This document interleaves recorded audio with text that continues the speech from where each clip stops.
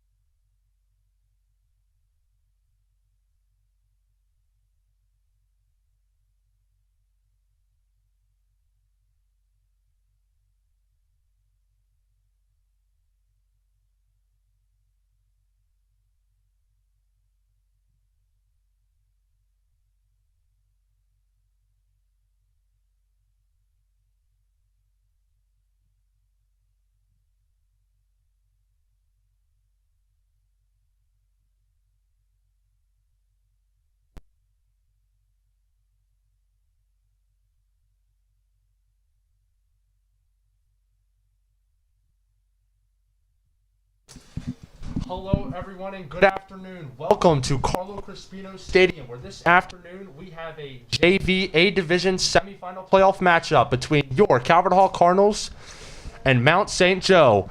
Sitting here alongside me is special guest commentator, starting varsity middle infielder Owen Liberto. Owen, how you feeling today? Doing great, Josh. How are you?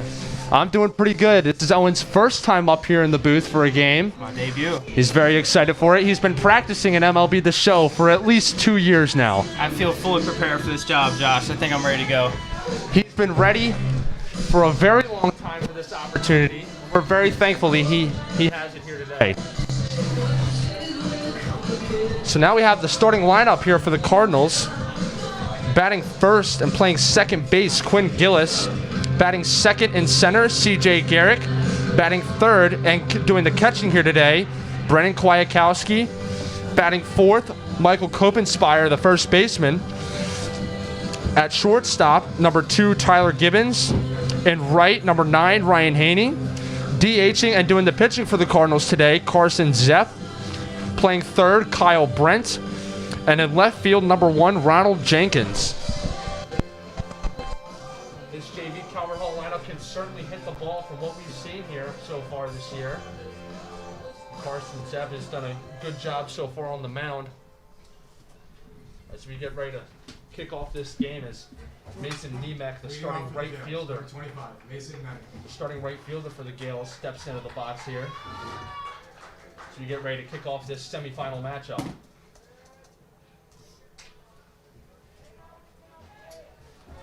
So Quinn comes set. Here's the pitch. That's a strike right down the middle. Good pitch there from Quinn Gillis. Mason Nemec looked like he was taken all the way on that pitch. Fastball up for ball 1. So count now 1-1 to Mason Nemec.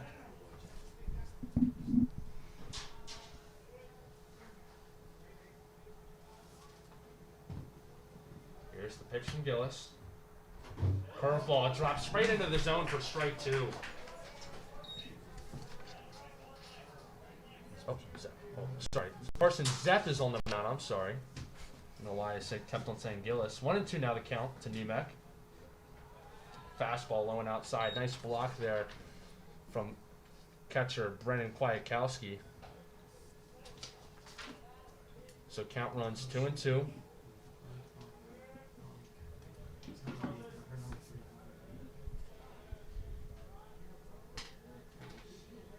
Here's the pitch. Nice two-seam fastball there from Carson Zepp. Ran in on him, fouled it off. Nice foul ball there by Mason Nemec.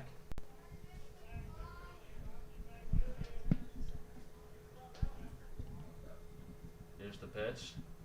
Fastball up and in for ball 3. Count runs 3-2. Mason Nemec putting together a great first at bat here for the Gaels. This is exactly what you want to see from your leadoff hitter. Good quality long at bat. Here's the pitch. 3-2 up in the zone, and he got him swinging. Nice fastball there from Carson Zepp. He gets Nemec swinging for the first out of the inning. Really nice start from Carson Zepp there. Last time he pitched against this Mount St. Joe team, he had 9 strikeouts. So see if he can repeat that performance today. We certainly know he's capable of it. As in steps in Elijah Schaefer, the starting center fielder for the Gaels. He'll take a fastball up and in for ball 1.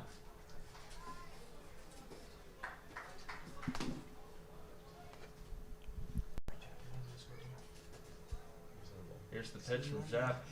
Fastball in the zone, fouled straight back.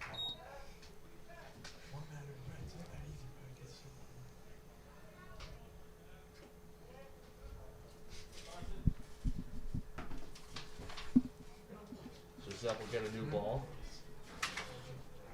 He'll come set. Here's the pitch. Fastball up and in. Almost had a duck out of the way of that one. Ball 3. No, ball 2. Sorry. Ball 2. So count runs 2-1 here with 1 out. Nobody on. So that ball's popped up in the infield. Shortstop Tyler Gibbons calling for it. Doesn't matter. Looks like the second baseman for the Cardinals, Quinn Gillis, will be under it. He'll make the catch for the second out of the inning. Now batting number 20, Braden Spurgeon. That'll bring up Braden Spurgeon, starting second baseman for the Gaels.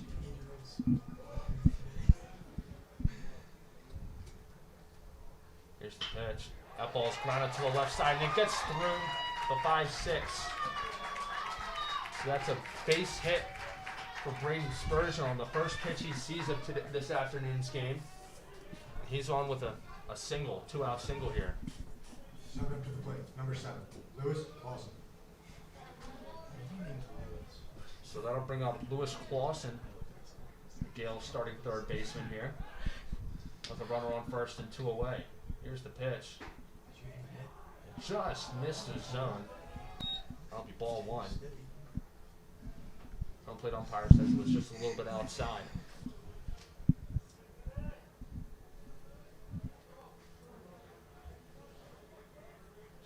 Spurgeon with a solid lead off first. There's the pitch.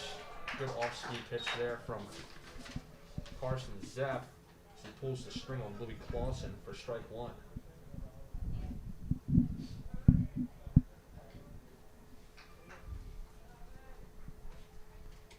So Zepp will step back onto the mound. Comes set. There's a pick-off attempt.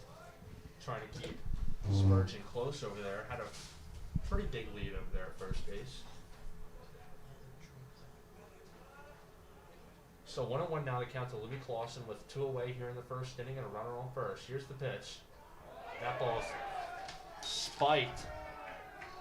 So Spurgeon will advance on the wild pitch from Zepp. That'll put a runner on second here and 2 outs for the 4-hole hitter Louis Clausen.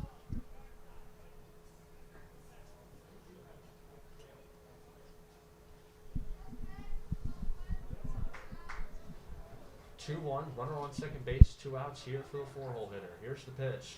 That ball is lined back up the middle. That'll go down into the right center field. CJ. That'll score the first run for the Gaels on an RBI double from Louis Clausen. Although of that double, Josh, that was a really nice play by CJ out there in center field to cut that ball off. Spin and make a nice throw to the cutoff man, possibly preventing a triple and getting that ball to go to the gap. Yeah, CJ Garrett definitely probably did prevent a triple on that play. Made a nice job to get over and cut that ball off before it got all the way to the wall. As we saw in the other day's home game, the varsity home game, a ball that gets to the wall is incredibly dangerous. Very true. Turf plays fast here. Gets to the wall pretty quick.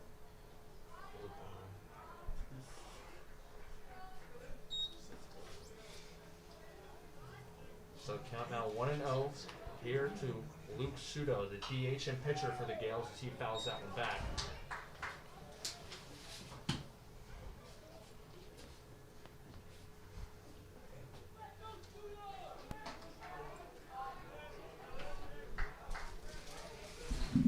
Sudo will step back into the box. Here's the pitch. Off-speed pitch. Left it up for ball 2.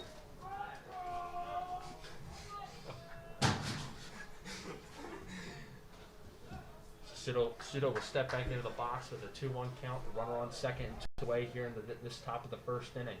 There's a pitch. Nice inside fastball, but he fouled it away for strike 2.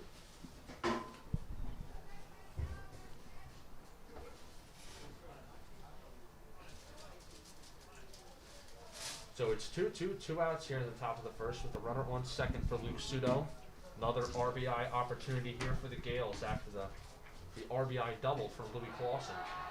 That ball's taken low and away for ball 3.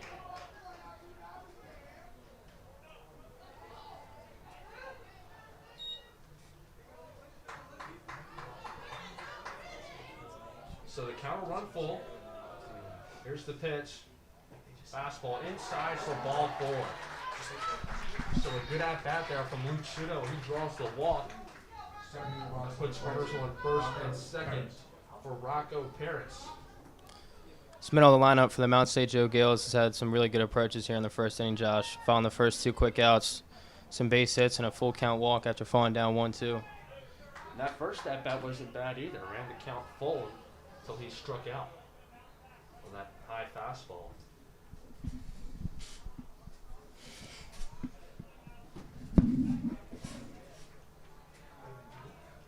So it's first and second. Third baseman kind of in on the cut. She takes an off-speed pitch for ball 1.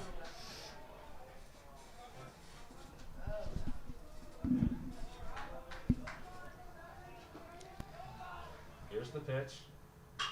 That ball is flying into left center. CJ Garrick is under it. He'll make the catch for the 3rd out.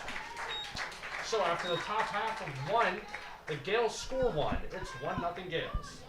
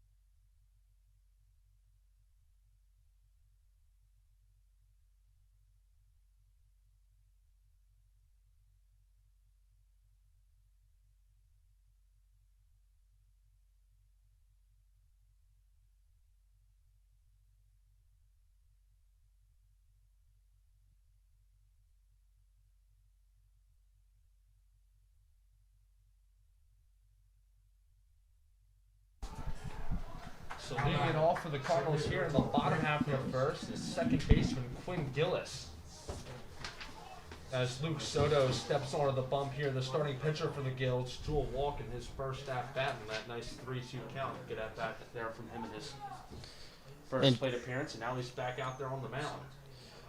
And Josh, Quinn Gillis, the second baseman for the Cardinals, led the team in hits as well as posting a 386 batting average. So let's hope he can carry that success into the playoffs here.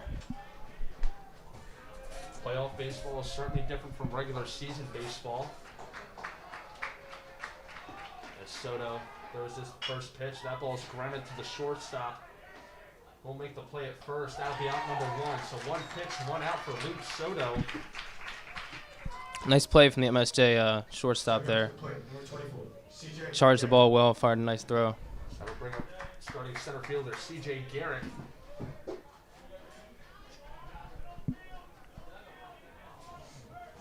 C.J. Garrett steps in with one away here in the bottom half of the first. He takes an off-speed pitch up for ball one.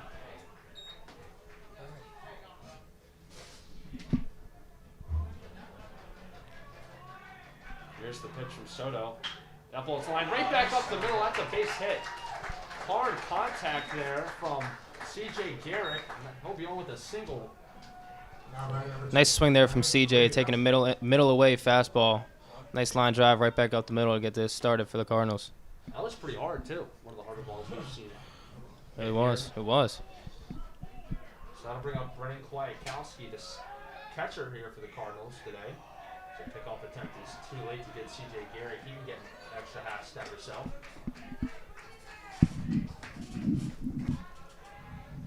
Gaels a double play depth. Takes a fastball up for ball one.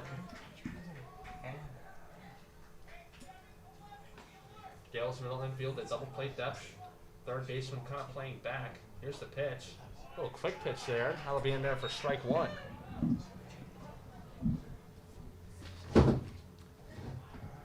Luke Soto working a little bit quickly here. It's a pickoff attempt. Too late again. Gaels really working hard to keep CJ close there. Obviously, worried about the steal.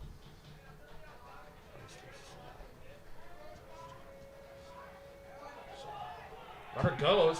That's a ball for the catcher. He is safe by a mile. Little stand-up steal action there, huh, Josh? Yeah, that was pretty impressive. So a stand-up steal for C.J. Garrett. You don't see that very often.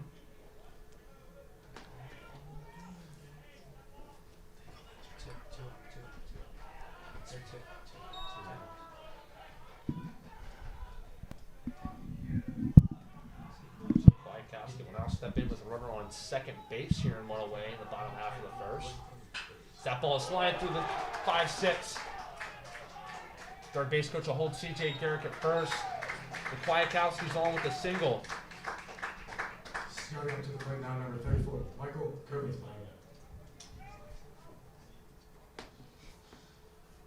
So that'll bring up the four-hole hitter, Michael Kobenspire, Cardinals starting first baseman today, with runners on first and third and only one away.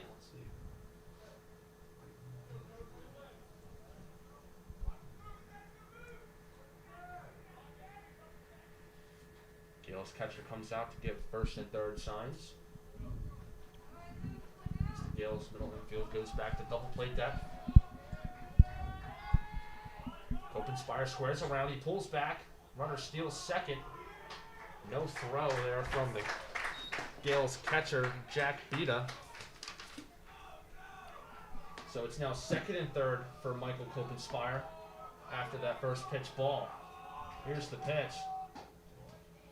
A strike on the outside part of the plate. Good placement there from Soto.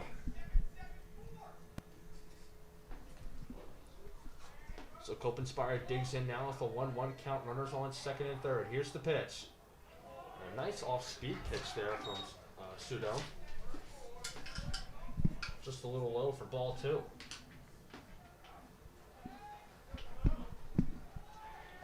So 2-1, sorry. Here's the pitch. That ball is grounded to the third baseman. Runner will score. And Brennan Kwiatkowski will advance to third on the throw. Great base running there from the Cardinals. Gets that go-ahead run 90 feet away. Very heads-up base running there by the Cardinals. for C.J. Garrick to score on a grounder to third, and then Brandon Kwiatkowski to advance on the throw.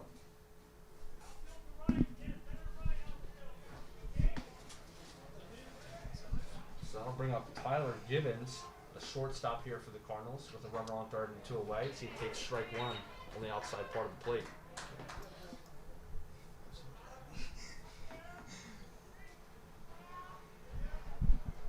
Here's the pitch. That ball's flying right back up the middle. That'll be a base hit. That'll score Brennan Kwiatkowski. And Tyler Gibbons is on with a 2-out RBI single. Number 9, Ryan Haney. That ball flared just over the shortstop's glove for the Gaels. That is Felipe Romo. So a nice piece of hitting there from Tyler Gibbons puts the Cardinals up 1 here in the bottom half of the first. I'll bring in Ryan Haney, who takes a big hack at the first pitch for strike one.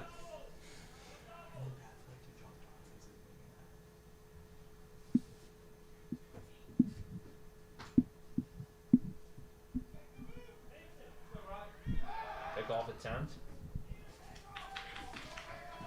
Pseudo really trying to keep these Calvert Hall runners close to the bags here, Owen.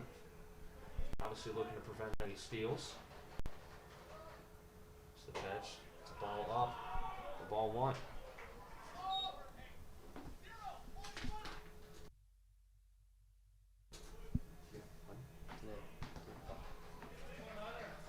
One steal already here for the Cardinals as the runner goes again. That ball's lined right back up the middle, and that'll bounce off the mound, take a funky hop. So that's a base hit for Ryan Haney. Little hit and run action, hit right back up the middle, right where you don't want it, and it took a funky hop off the mound and got right over the glove of the Gaels' second baseman, Braden Spurgeon. And that second baseman, Josh, going to cover the base on the steal, as you mentioned. The ball just hits off the top of the mound and luckily gets right over his glove for a base hit. So a little bit of bad luck for the Gaels. Puts runners on first and second here with 2 away.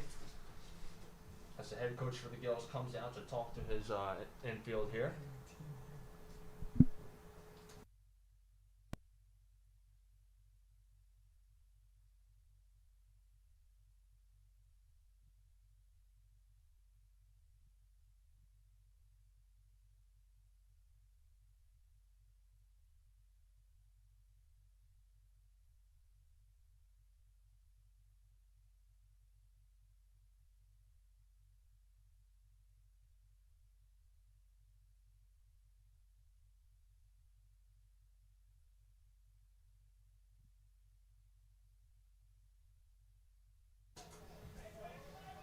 So that'll put runners on first and second here for the DH and starting pitcher Carson Zepp. So first and second, 2 away here in the bottom half of the first. Here's the pitch. It's a ball outside.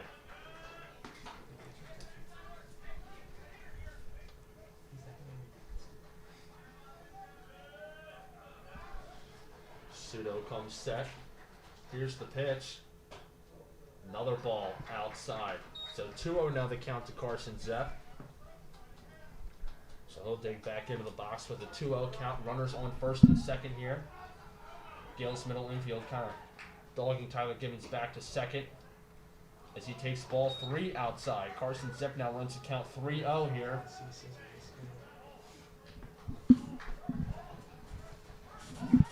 Here's the pitch from Pseudo. Taking all the way on that one, takes a fastball right down the middle for strike one. So now Carson Zepp's in a big-time hitter's count here, 3-1. Pitcher's got to be looking to do some damage here from Carson Zepp, trying to help himself out with a runner in scoring position. Let's see what he can do here, 3-1. Pseudo comes set. Here's the pitch. Ball 4 outside. A nice little stop there from Jack Dita to keep that ball in front of him. Kyle Brent. As Kyle Brent, the third baseman for the Cardinals, kicks in. With the bases loaded and 2 away here in the bottom half of the first.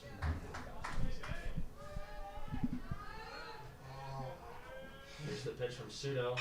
That ball's lined into the 3-4. That'll be a base hit in the right field. That'll score Gibbons. And Haney's caught in a rundown between home and third, and he'll slide back into third safely. Missed opportunity there for the Gaels. Could have had that runner out at third base to end the inning. Little off throw there from the catcher, but Haney gets back safely. Let's see if the Cardinals can put some more runs up on the board. So another 2-out RBI here from the Cardinals. They go up 3-1 here in the bottom half of the first. There's the pitch. Takes the ball up for ball one. Ronald Jenkins, starting left fielder here for the Cardinals.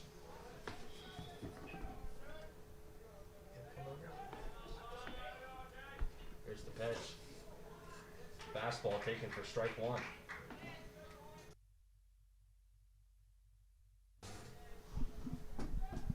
So Ronald Jenkins steps back in with the 1-1 count, bases loaded and 2 outs. As he takes ball 2, low and away.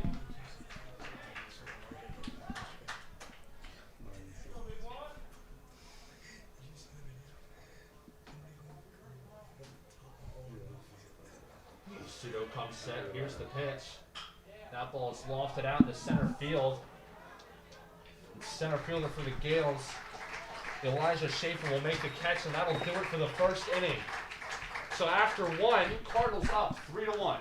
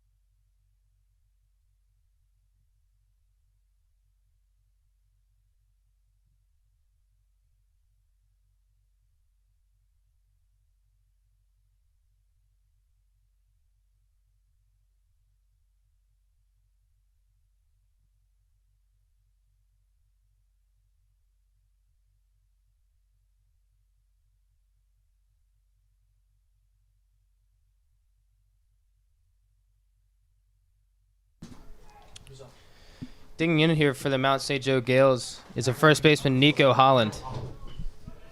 See what he can do here to lead off this inning for MSJ.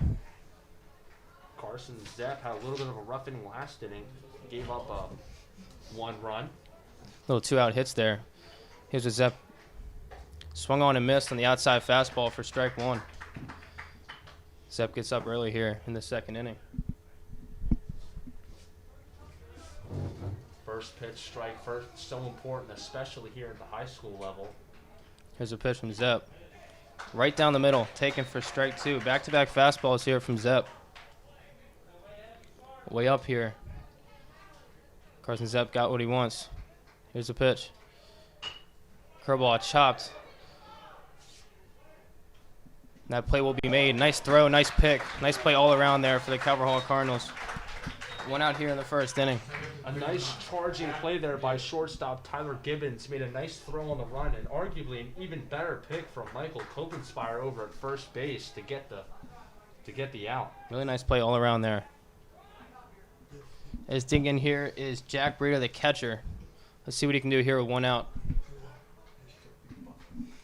Here's a pitch. Taken up and in. Ball 1 here to the catcher, Jack Breeder.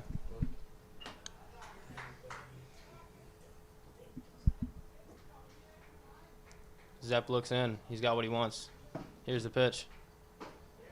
Strike. Fastball right down the middle. Taken for strike one.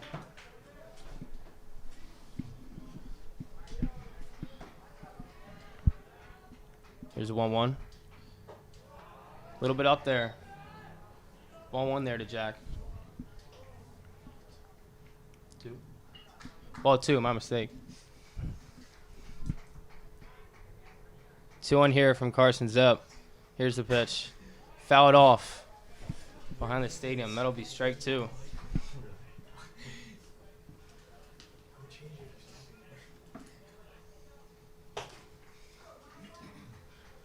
2-2 count, 1 out. Here's a pitch from Zepp. Way up. Ball 3, full count here to the catcher, Jack Burita. Carson Zepp seems to be missing a little bit high on a decent amount of his pitches. Why do you think that is, Owen? Maybe a little playoff jitters here, Josh. Not too sure. Let's see what he's got. 3-2 count.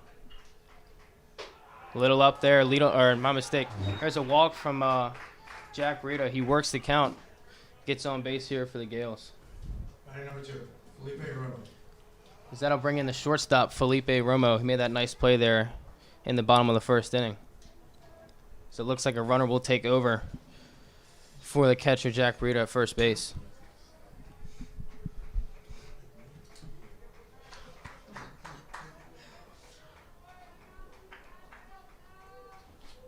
Runner takes his lead. Zepp in the stretch. Here's the pitch. Down for ball 1. Fastball low and away. Nice stop there from the catcher. Keegan Plummer out courtesy running for catcher Jack Burita over at first base. 1-0 count. Cardinals playing to bunt. Here's the pitch. Ball taken just low there. Looked like a fastball. 2-0 count. So Felipe's way up here. 2-0. Third baseman Kyle Brent way in on the infield grass. Looking for Felipe to possibly lay down a bunt, try to move that runner over. There's a back pick there. Just trying to keep him close.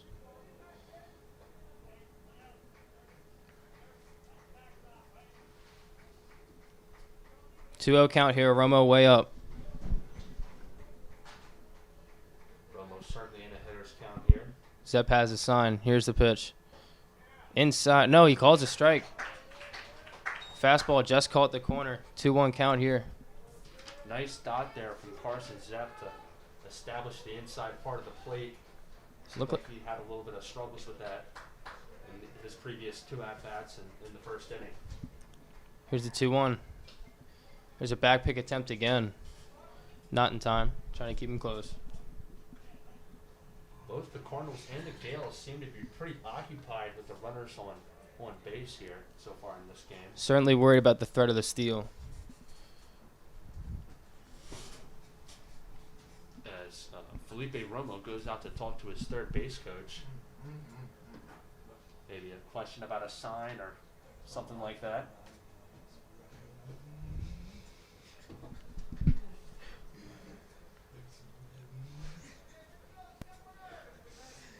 Zepp toes the rubber. 2-1 count here to number 2, Felipe Romo, the shortstop. Here's the pitch. Inside and a bit low for ball 3. 3-1 count way up. Hitters count to the shortstop, Romo.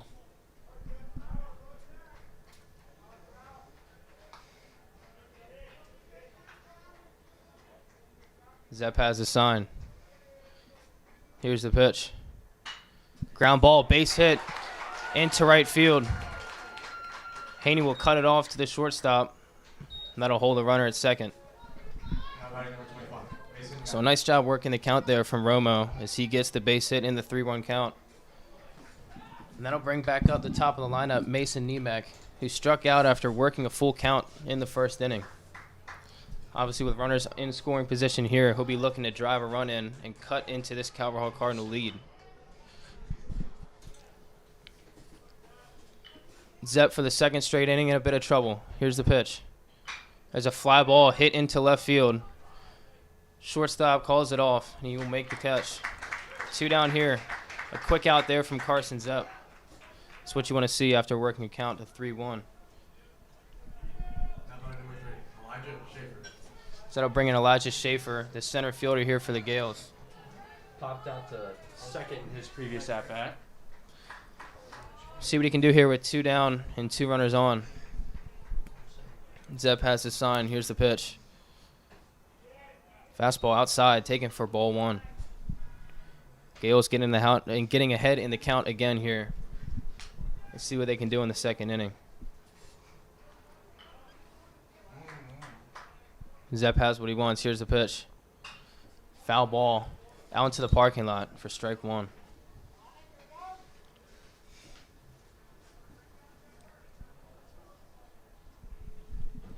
Count is even at 1-1. Runners on second and first with 2 outs in the second inning. Here's the pitch. Fastball swung on and fouled off again. Strike 2 here from Carson Zepp to Elijah Schaefer.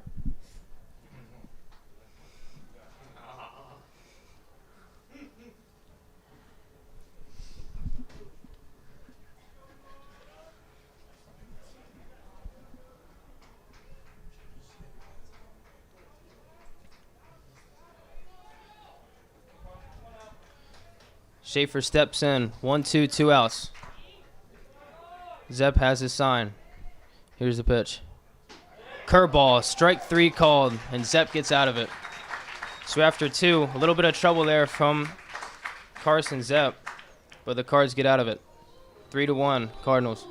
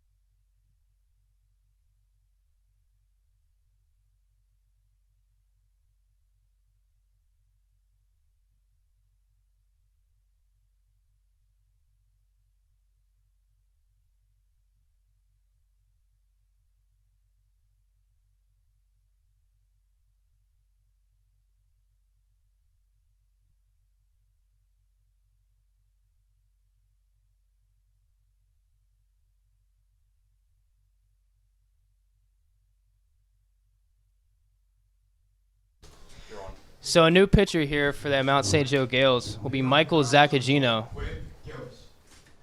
As we're back to the top of the lineup here in the second inning, digging in is the second baseman Quinn Gillis. Grounded out into a 6-3 double or a 6-3 ground out in the first inning. Here's the pitch. Will be lined into left field. That play will be made for the first out here. One away for the Cards. That'll bring up the center fielder C.J. Garrick. Quinn Gillis aggressive in his first 2 at-bats. Grounded out on the first pitch in his first at-bat, lined out in the first pitch of his second at-bat. Obviously looking early in the count.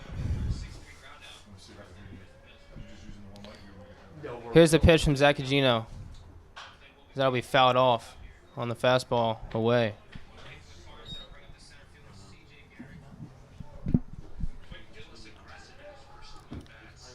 0-1 count to the Cards center fielder CJ. Here's the pitch from Zacagino. Ball way up. 1-1 here to CJ.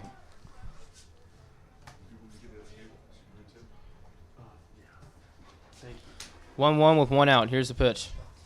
Ball taken low and in. Nice take there from CJ. C.J. Garrick. C.J. Garrick, arguably one of the better hitters on this JV Calvert Hall roster, as he takes ball 3 inside. Batting .457 on the year so far, with 16 hits and 35 at-bats. So good year for him. CJ will take ball 4 there. So a speed threat there for the Calvert Hall Cardinals. CJ already has a stolen base in this game. As that'll bring up Brendan Kwiatkowski, the catcher here for the Cards. So 1 away with 1 on. Cards backstop Digs in. Here's the pitch. Fastball a bit up. Taken for strike one. Kwiatkowski had a single in his last at-bat. Had a nice hit right back up the middle. He'll be looking to get another hit here. Here's the pitch. Oh, and he picks off. CJ jumping too early. Tries to make it to second, but he will be tagged out. Nice play from the MSJ first baseman there. Little jumping on the base pass early for the Calvert Hall Cardinals. Obviously looking to take the second base, but a nice pickoff move from Zach Agino. Yeah, pickoff attempt kind of caught C.J. Garrick. He went on the first movement, and he just got caught in the middle. Does that ball be taken down low for ball one? 1-1 now with 2 outs. Here's the pitch. That'll be lined into left field. Left fielder will make the play, and that'll end the efforts here for the Cards half of the second inning. Still got a 3-1 lead here at Carlo Crispino Stadium.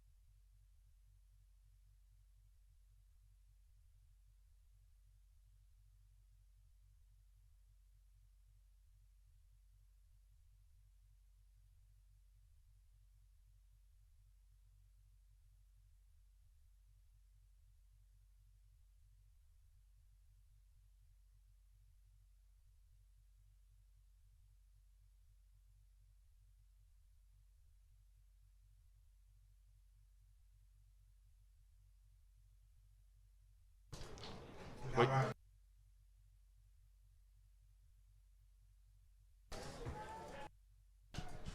That'll bring up Braden Spurgeon, the second baseman here for the Gaels. Had a single and scored a run his last at-bat. See, he fouls that one off. Yeah, and Surgeon had a nice base hit with 2 outs there in the first inning through the 5-6 hole. Got that rally going there for the MSJ Gaels. Yeah, that really did get it going. They ended up having 3 more hitters after that. Only ended up scoring 1. Takes that one for ball 1.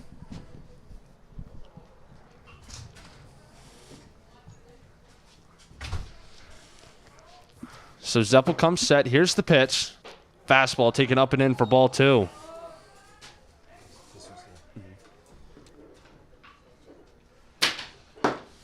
So Carson Zeppel step onto the bump with a 2-1 count here to Braden Spurgeon.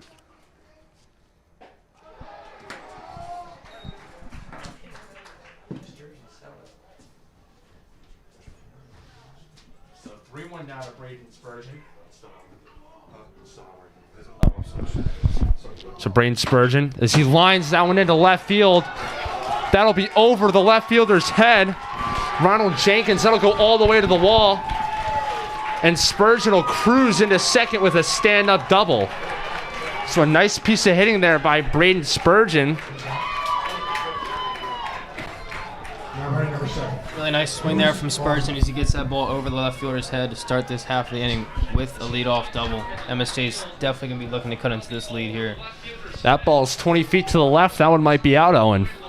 That one was all the way out there by the 355 sign. Carson Zepp, the pitcher, needs to try and get ahead in these counts a little bit. He's fallen behind to 3-1, 3-2 counts a little bit early here. Let's see if he can make an adjustment. Here's the pitch. First pitch, strike, fastball right down the middle.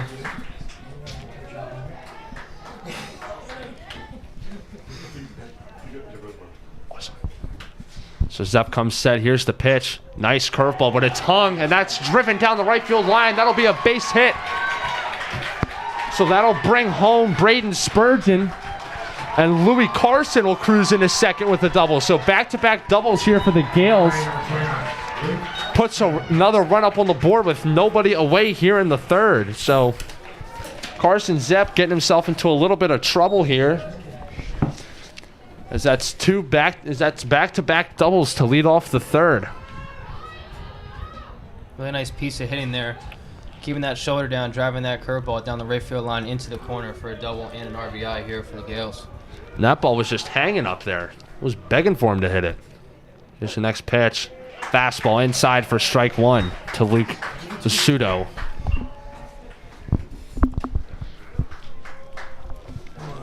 So a runner on second here for Luke Sudo with nobody away here in the top of the third. As that ball is grounded to shortstop Tyler Gibbons. He'll make the play over at first, and he's out at first base. And a little bit of a questionable call there as the Calvert Hall faithful cheers it on.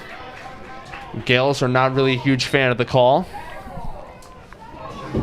Josh, the shortstop there had to check the runner at second. He was running on contact, kind of caught him off guard there, which led him to hesitate. A little bit of a late throw. He got it there in time as the field umpire out there over by second base ran over and made the call. Nice bang play there. Gibbons. So a nice play by Tyler Gibbons gets the first out for the Cardinals here in the top half of the third. So now, looks like the umpire's going to discuss this one, Josh. Oh, uh-oh.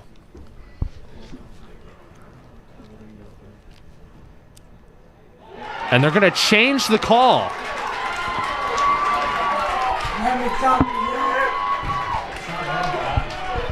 So they're going to change the call. It's no longer a 6-3 putout. It's an infield single.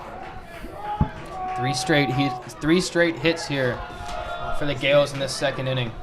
Seeing the ball well off the pitcher, Carson's up.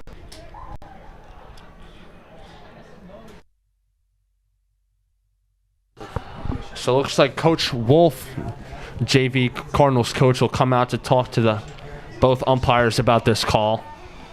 So obviously he is displeased about it, as the initial call was out at first base. Really close play there. Bang over there at first base.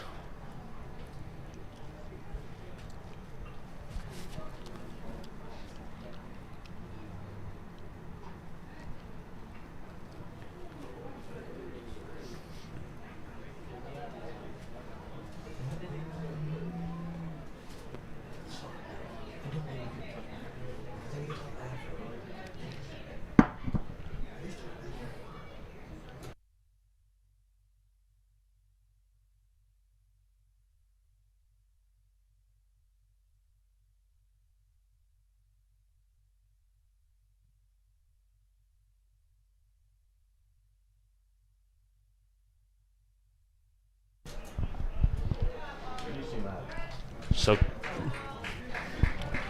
Stepping in the box, number 22, Rocco Perez.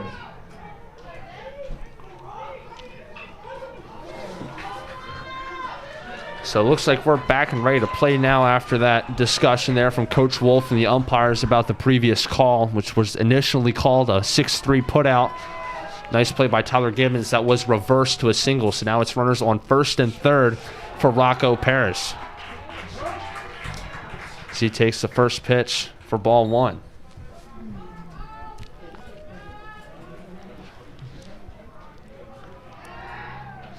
Pick-off attempt, too late. Luke Sudo back in time.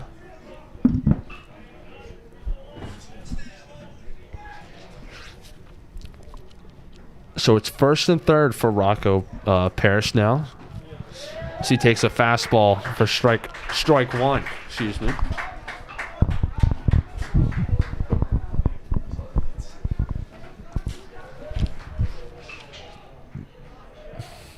Another pickoff attempt. Sudo's back in plenty of time.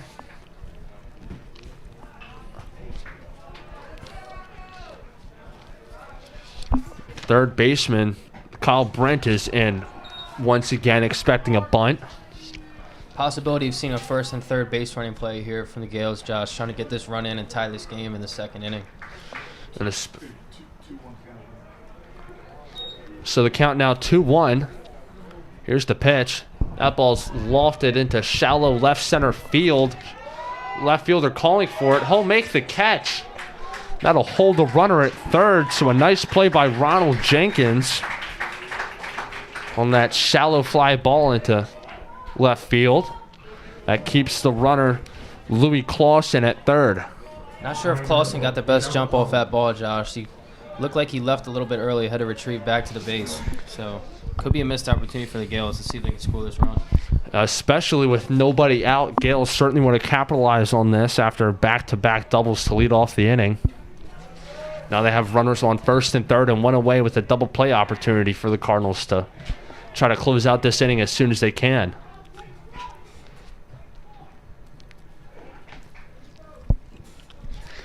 So Kyle Brent, third baseman for the Cardinals, in on the grass again, looking for a bunt here from Nico Holland. Here's the pitch. Now it's fouled back to the screen.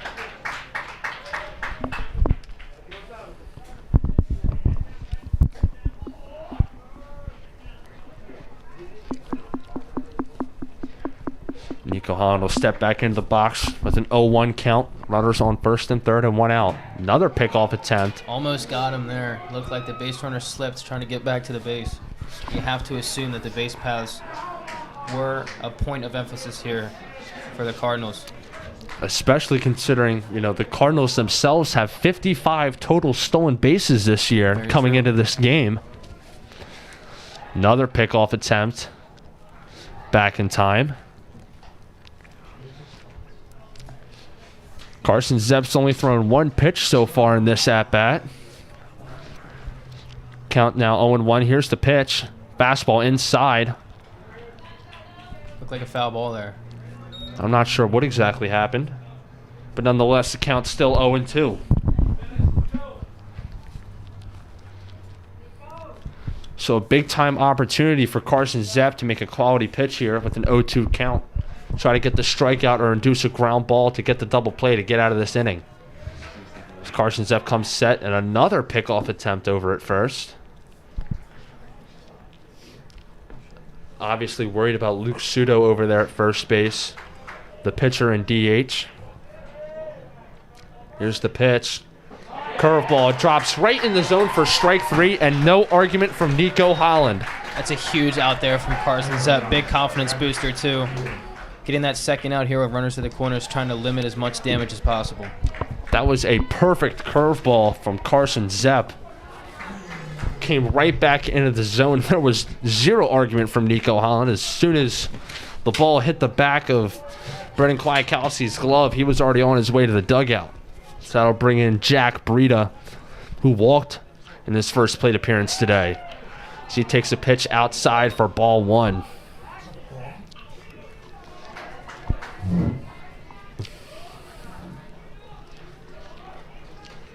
It would be huge for the Cardinals here to come back and get this out. And another pickoff attempt over at first. After the back-to-back doubles, and now first and third with nobody out at one point, it'll be huge for them to get out of this with only one run scored. Here's the pitch. As that ball skied over towards the Cardinals dugout. And Josh, Carson Zepp, a former catcher, obviously knows the importance of keeping runners at the base they're at rather than letting them advance, especially in situations like this. He obviously does not want him getting anywhere off that first base. Here's the pitch from Zepp. A curveball lined to second baseman, and a nice play by the second baseman for the Cardinals, Quinn Gillis, as he makes a nice sliding grab to close out the top half of the third. So after 2.5, Cardinals 3, Gaels 2.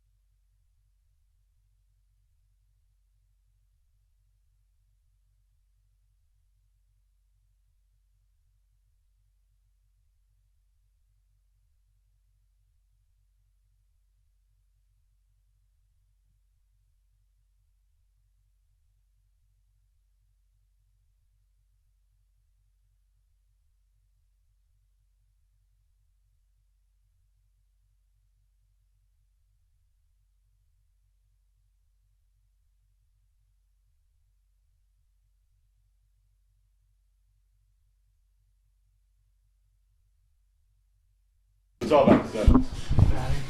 So the first baseman, Michael Kopenspire, will lead off here for the Cardinals in the bottom half of the third. Grounded out to third in his previous at-bat. But heads-up base running by the Cardinals moved both runners, scored C.J. Garrick and moved Brennan Kwiatkowski up to second as he takes ball one.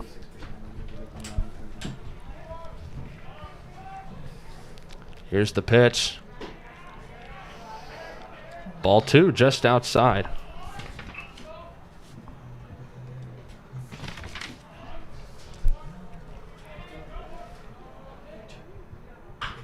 So that ball's fouled over toward the Cardinals dugout. 2-1 now, the count to Michael Kopenspire. Fastball count again here to Kopenspire. Got to be looking to do some damage to lead off this third inning. So that ball is crushed down the left field line. That'll be down. That's at least a double for Kopenspire. So cruise into second base with a stand-up leadoff double here in the bottom half of the third. Really nice swing from Kopenspire, taking that fastball and pulling it down the line. Gives the Cardinals a leadoff double, trying to extend on this lead. Nice job to keep his hands inside on the inside fastball and pull that one down the left field line. As that'll bring up shortstop Tyler Gibbons, who had a single and scored in his previous at-bat.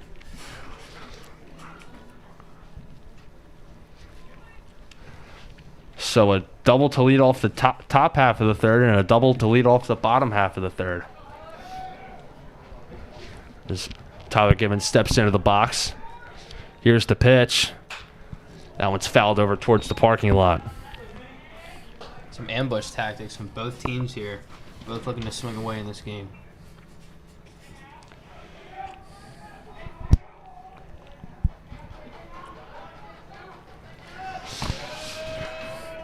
Zacagino comes set. Here's the pitch. That one's fouled off toward the parking lot again.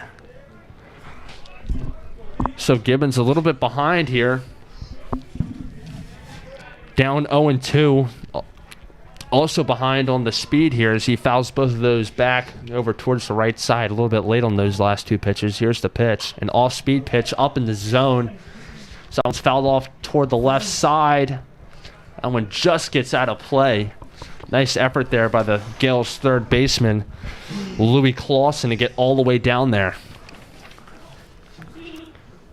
Nice job there from Gibbons. Looked like an off-speed pitch up in the zone. Just tried to spoil it and foul it off. Keep this count alive at 0-2.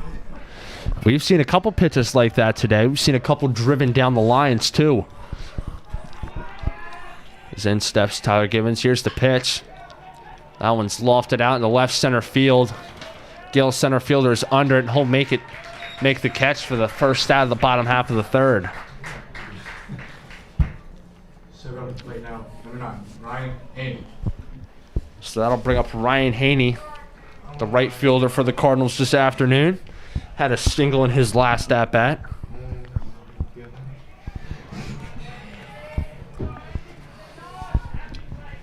Here's the pitch. Fastball outside for ball one. And Josh, following that nice postseason start with that hit, Haney had a nice .355 batting average with 11 hits. He drove in 11 and hit a home run. So let's see if he can continue this hot streak into the playoffs. Obviously, Ryan Haney's pretty dominant up there in the box as he grounds this one to third. He'll make the play. Heads up base running by the Cardinals as Michael Kopenspire advances to third on the throw. Pretty heads up there for the Gaels shortstop, backing up the throw. Coming back to third base. Could have been an issue there. Maybe a free run for the Cards. Yeah, Felipe Romo isn't there. That is a free run for the Cardinals. That ball was not on the bag. Felipe was actually the one to catch it off the bag. As that'll bring up DH and starting pitcher Carson Zepp with a runner on third and 2 outs. Looking to help himself out big time here with an RBI. Zepp with his second chance here in this game with runners in scoring position. You figure he really wants to help himself out and get driving this run, extend his lead, try and help himself out on the mound. After walk in his last appearance. Here's the pitch. That one inside for ball one.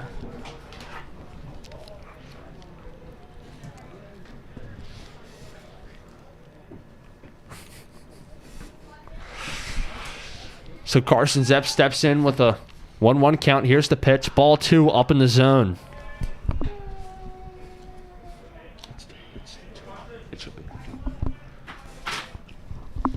So Carson steps in now. The 2-1 count. Runner on third and 2 away here in the bottom half of the third. Here's the pitch. That one's fouled off down the right field line over there towards Triples Alley, as Tyler Lochte likes to call it. Looked like Zepp got jammed on that inside fastball. Had to pull his hands in. As you can see, he is choked up on that bat. Trying to get to these pitches a little bit earlier. Looking for a lot of barrel control when you choke up that much on the bat. Runner on third, 2 outs. Here's the pitch. That one skied into center field. Center fielder Elijah Schaefer's under, and he'll make the catch for the 3rd out. So the Gaels escape the leadoff double. Cardinals still up 3-2.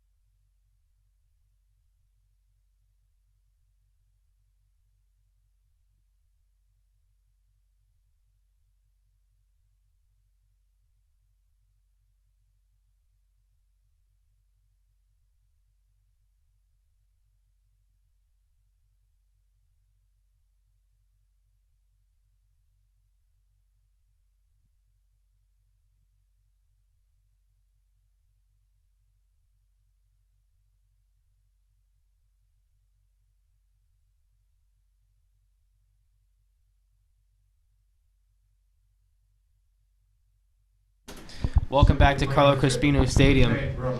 As Felipe Romo will lead things off here for the Gaels. Had a base hit in his last at-bat. Looking to lead things off here again for the Gaels.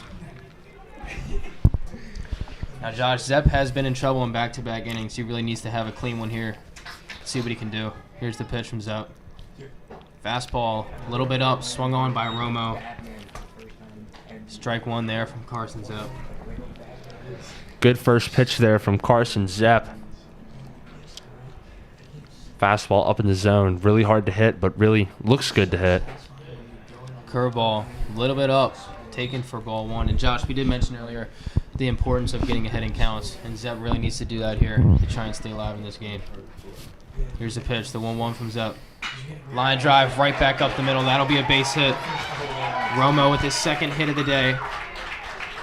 Gaels have an early base runner.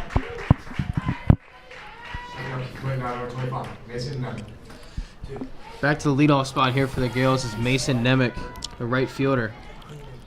He's 0 for 2 with a strikeout. Pop out to shortstop.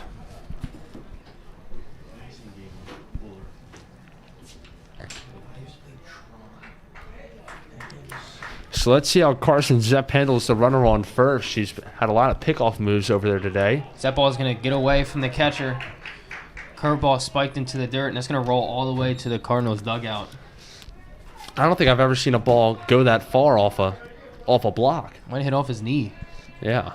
First time I've seen that. Catcher, huh? I was. You know a thing or two about that. Yeah. Caught here for 2 years. 1-0 count here to the Gaels center fielder, Mason Nemec. Cardinals playing bunt defense. Here's a pitch. Swung on, hit a ground ball over to the shortstop. Fires over to first. Looks safe, and he is. Looks like that ball was dropped over there at first base. Would have been a close play regardless. The Gaels have 2 early base hits. Now, I'm not sure, Owen, but you can correct me if I'm wrong, but it looked like the shortstop Tyler Gibbons could have tagged Felipe Romo going to third. He looked pretty close to him. It would have been close. It would have been a tough play, especially with him running in the opposite direction. But the main issue was that the third baseman tried to make that play on the hop, but couldn't get to the ball obviously. And the runner at second, moving on the swing all the way, would have been a tough out. Yeah. So a nice infield hit from Mason Nemec makes it first and third, and nobody away here for the Gaels. As looks like the Cardinals are going to go to the bullpen. It's going to be all rote there for Carson Zepp. Not a bad performance. That's going to bring in Patrick Jenko, the lefty, out of the bullpen. We'll step aside.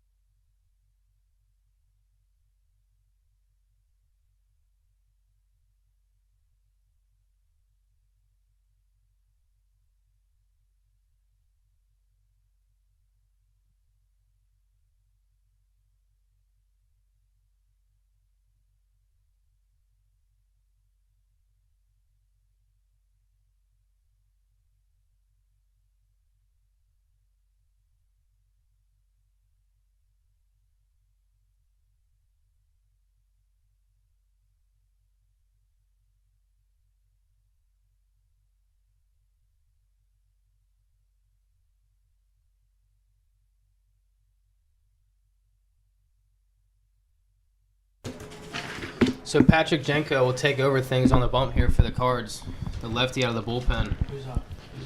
Been a nice pitching piece for the Cardinals all season long. But he is faced He is faced with a little bit of trouble here with runners on the corners and no one out. Carson Zepp with a solid starting outing. 3 innings pitched, only gave up 7 hits, 2 earned runs with 3 strikeouts on the day. Put the Cardinals in a good position here to win this ball game. Jenko's got his sign. Here's the pitch. Fastball taken for strike 1. Right on the inside corner. Nice pitch there from Jenko to get ahead in the count. Josh, we've seen how important the base runners are in this game. You think Jenko will keep as close of an eye as Carson Zepp did earlier? I think he will. As he does, right there. Yeah. Obviously, both teams do utilize the base paths a lot in terms of stealing. Here's Jenko's 0-1. There's the bunt. Tried to push it down first base, but just a little bit foul. I wouldn't expect to see another bunt from Schaefer as the count's now 0-2. Very true. Any foul ball bunt would be an out. So let's see what Schaefer has here. 0-2, and there's another pickoff attempt. Nothing doing now, Josh. When you do pick these runners off at first with runners on the corners, you always have to keep an eye on that runner at third base. You don't want him getting too far off. And, of course, the more you pick off, the more chances you have of a possible errant throw. There's a ground ball over to the third baseman. He's going to throw it home. Here's the tag, and he's out. Nice play there by Kyle Brent. Was playing in, was still in the bunt defense. Proved out to pay off for him. He gets the 5-3, 5-2 put out. Really nice play with the infield in there, or the corners in. Really helps the pitcher out too. Keeps the double play in order with 1 out, and that's going to bring Coach Wolf out for a mound visit.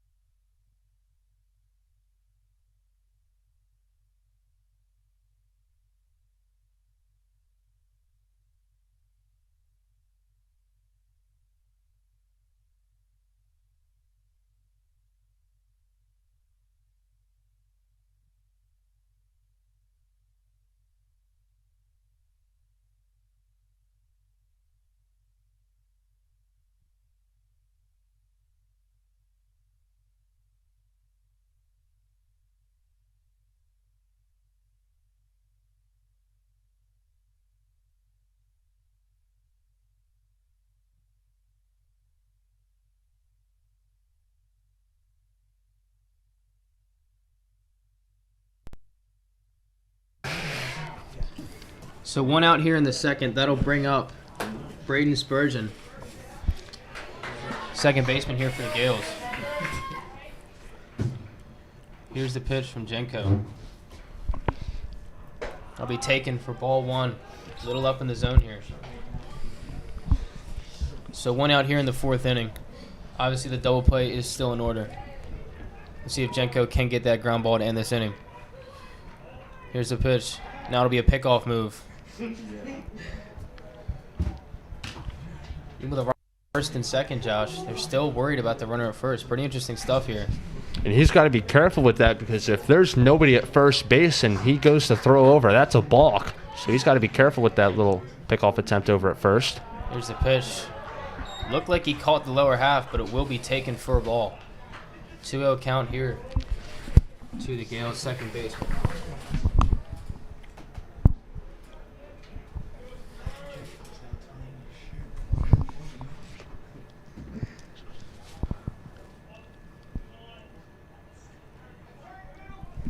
Two-out count here from Patrick Jenko.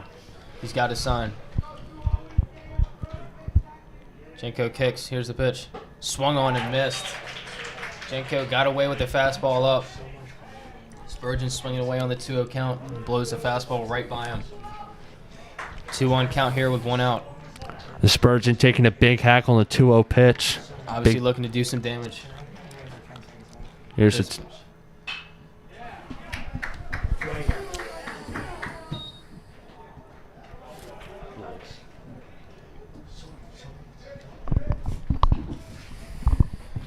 Two count with 1 out. Jenko still looking to get this ground ball.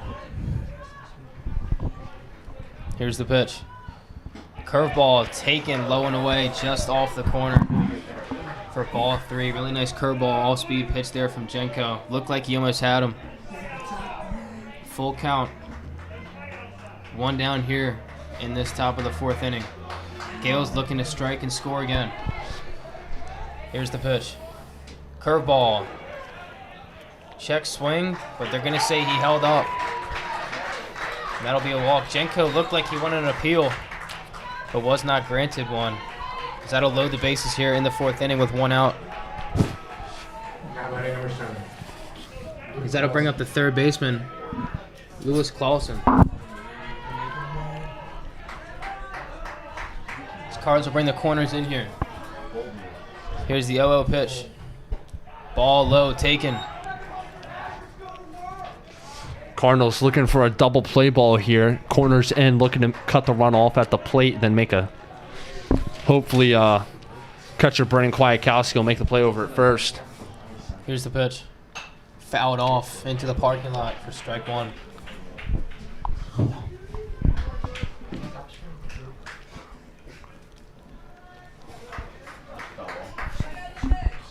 So a 1-1 count here from Jenko with 1 out here.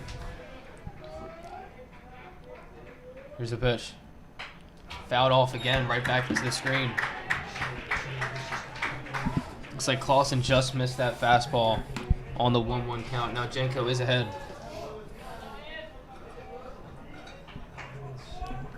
1-2 with 1 out. Here's the pitch from Patrick Jenko. Curveball, little bit up in the zone, almost had him. It'll be taken for ball 2. Gaels still have the bases loaded, trying to get that big hit to take this lead here in the 4th inning. Here's the pitch from number 14. Swung on and missed. He gets the strikeout. Big out there from the Cards. And Patrick Jenko gets his strikeout as Luke Sudo will dig in here with the bases loaded. And that's a big first out there for the Cards. Louis Clausen was so far 2 for 2 with 2 doubles on the day. So a huge... Does that ball be fouled off? 2 outs, sorry. 2 outs. Number 14, Patrick Jenko, is ahead in the count. 0-1. Here's the pitch. Taken for ball 1, my mistake. Nice block there from the catcher. That'll be Brennan Kiwatowski back there. Probably saved a run. Very nice block there. 1-1 count from the Cardinals lefty. Here's the pitch. Almost had the fastball low in the zone, but it'll be taken for ball 2.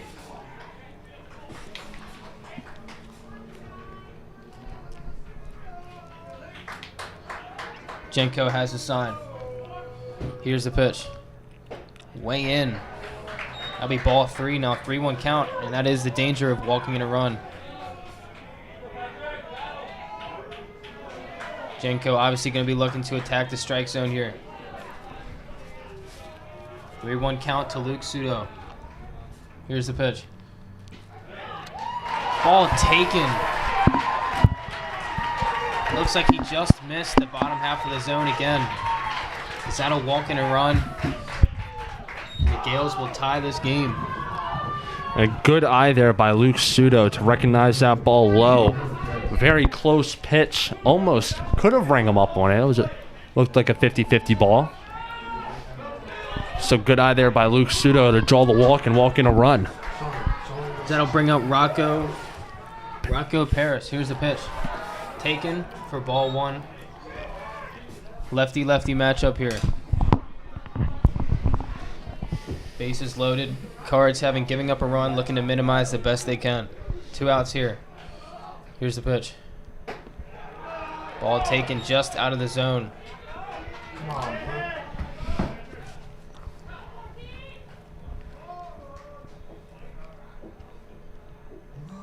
little confusion here on the bump for Patrick Jenko.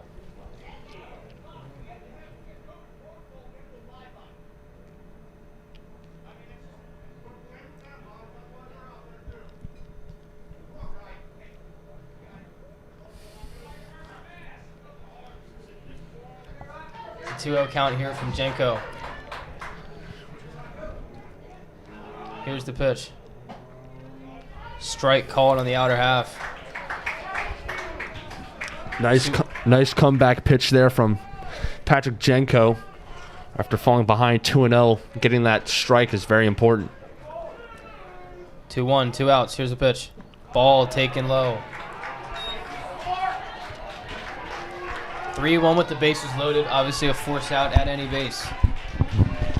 Jenko's worked himself into his second 3-1 count in a row here. Got to pound the zone here. Here's the pitch, number 14. Ball way out. And that'll walk in another run here for the Mount St. Joe Gaels, as they will take the lead 4-3 here in the top of the 4th inning. That'll bring up the big righty Nico Holland, first baseman here for the Mount St. Joe Gaels. Again, another opportunity with the bases loaded. Here's the pitch from Jenko. Fastball in there for strike 1. Caught the upper half of the zone. Jenko's up in the count 0-1. Here's the pitch, number 14.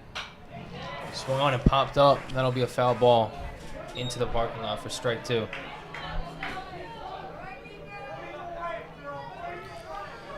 Mount St. Joe already with 2 runs here, coming off of 2 bases loaded walks. Here's the pitch from Jenko. Swung on and fouled off again. Really nice defensive swing there on the off-speed pitch. Yeah, I was about to say it was a good foul ball there by Nico Holland to get the barrel to the ball, at least somehow to foul that ball off and stay alive. Gaels looking for a big hit here with the bases loaded in the fourth. Jenko has a sign. Here's the pitch. Taken. Ball on the outer half of the plate.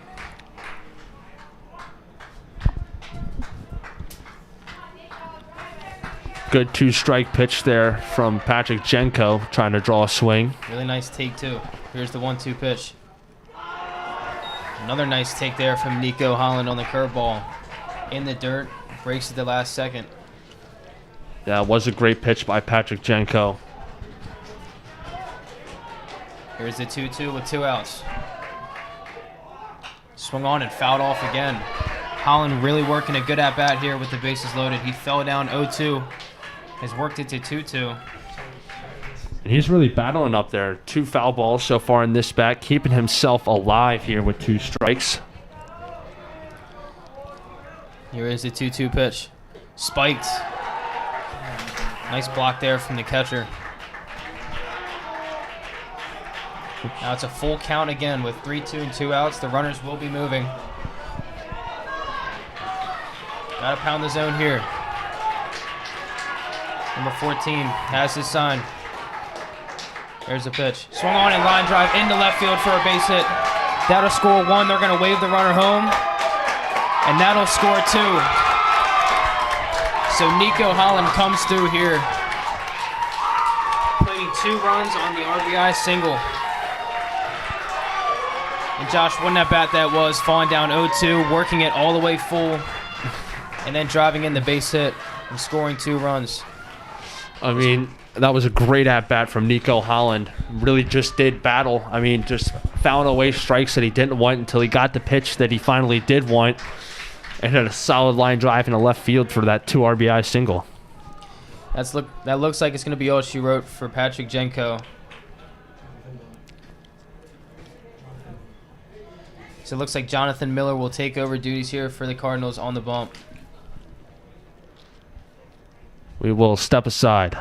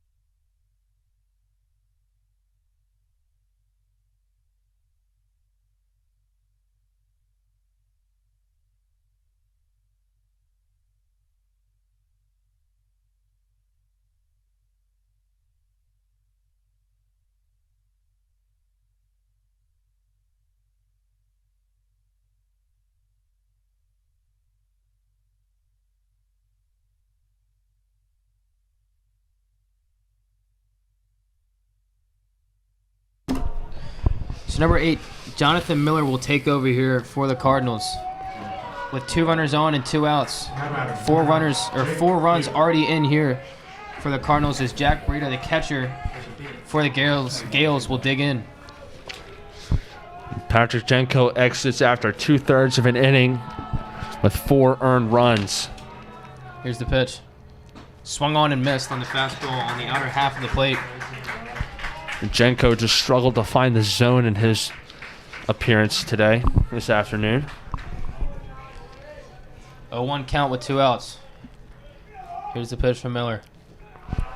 Taken for ball 1. Nice block again there from the catcher, Brendan Kwiatkowski. Kwiatkowski's done a nice job of keeping balls in front of him today. 1-1 count here from Miller. Here's the pitch. Taken just a bit low. 2-1 count here. Cardinals pitching still struggling to get ahead in the count so far in this 4th inning. Here's the 2-1 pitch. That'll be taken for ball 3. Nice stop again from Brendan Kwiatkowski.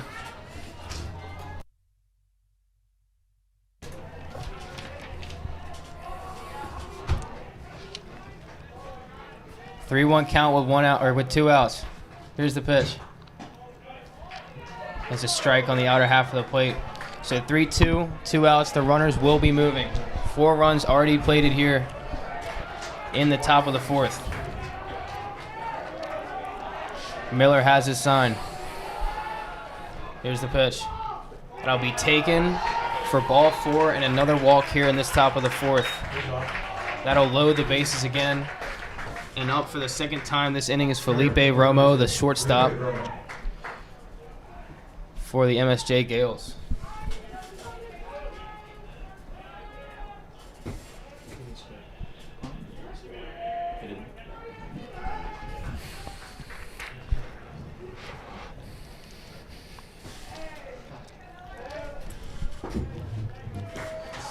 So 2 outs here in the 4th inning with the bases loaded. Romo singled in this inning to lead things off for the Gaels. Let's see if he can plate some more runs here. Here's the pitch, number 8. Be a ground ball over to third base. He will tag third for the force. And that'll do things here in the top of the 4th inning. Gaels score 4. It's now a 6-3 MSJ lead.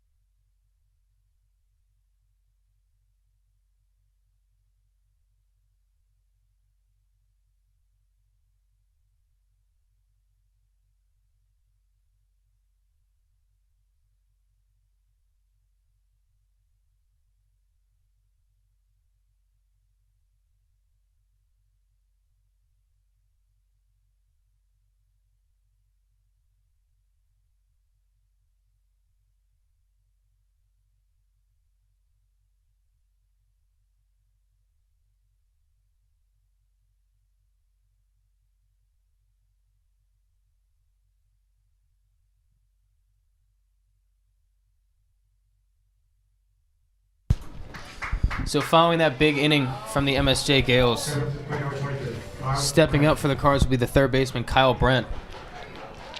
Brent made the last out of that last inning. See if he can get things going here for the Cardinals.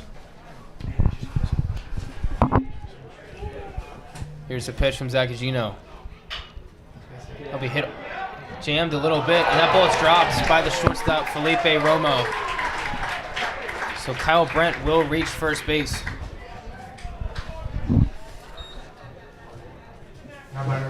Nice play there by the shortstop to get over there. Just popped out of his glove, Felipe Romo.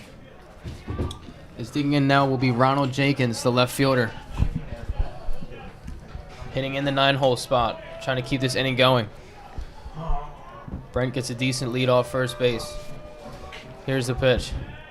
Will be taken for ball one, up and in.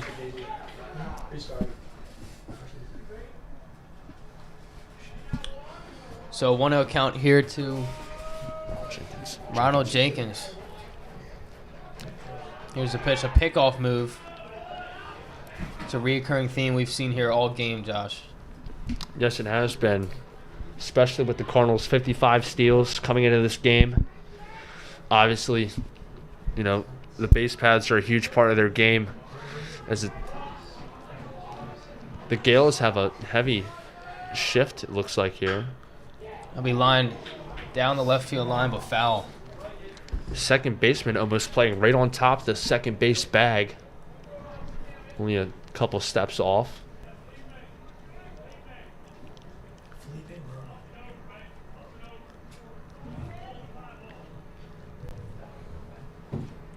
One count with no outs. Kyle Brent leads off first base. Here's the pitch to Jenkins. Swung on and missed. Fastball a little up. Caught the eye of number 1, Ronald Jenkins. That'll move the count to 1-2. Ronald Jenkins batting .308 on the year. Another pickoff attempt over there at first base to Kyle Brent.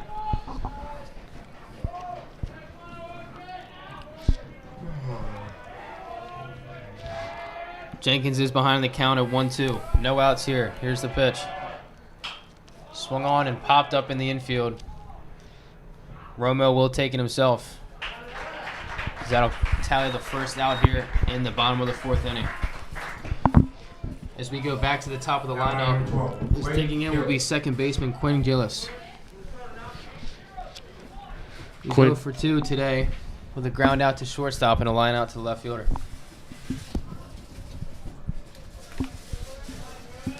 One out here in the bottom of the 4th. Here's the pitch. It'll be taken for strike 1. Looked like an off-speed pitch.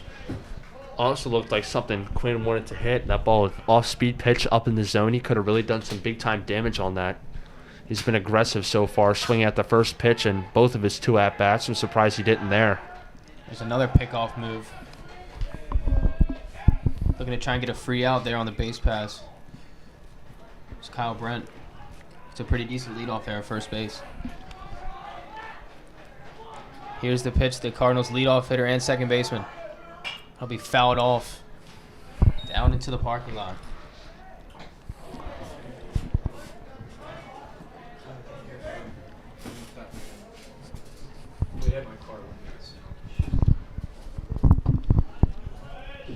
Oh, 0-2 count with 1 out.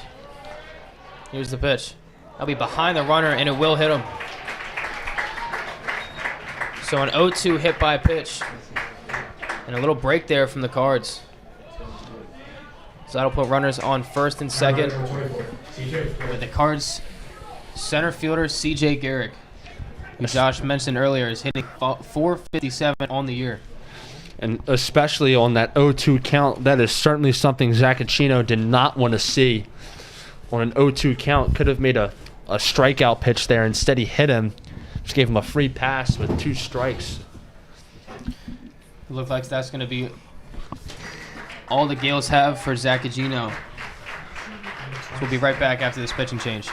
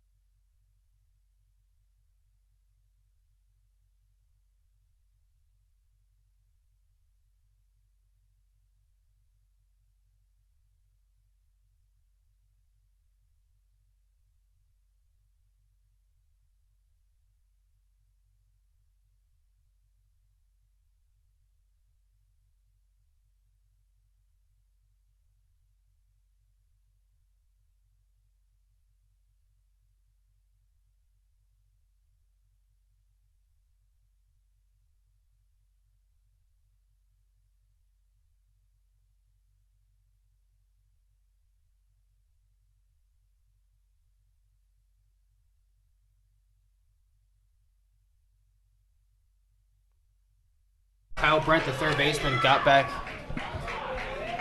just in time to save a double play here in the bottom of the fourth inning.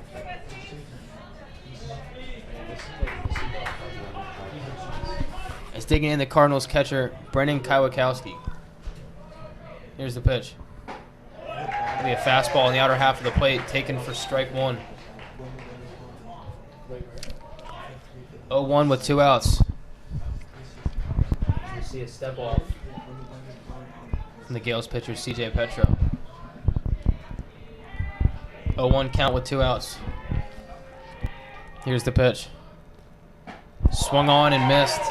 Back-to-back fastballs there from MSJ CJ Petro.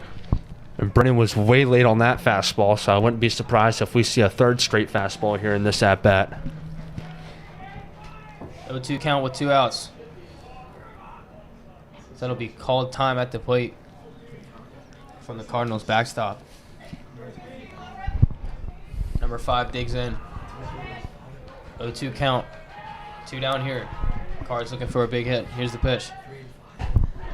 Just off the corner. Nice take there, and that call's been there all game.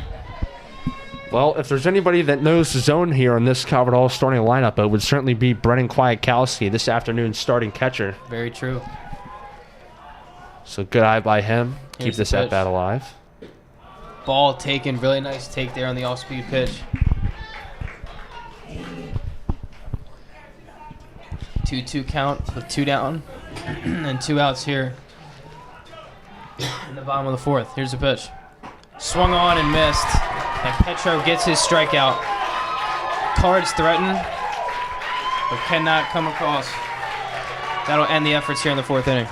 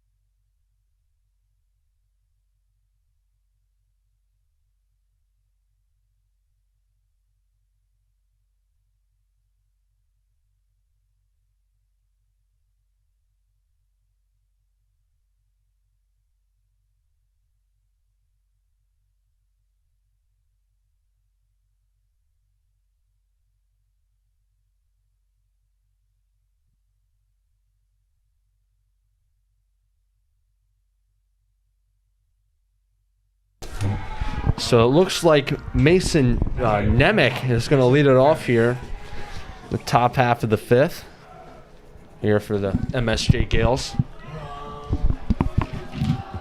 As Jonathan Miller still out there on the bump for the Cardinals. Mason Nemec will take a ball inside.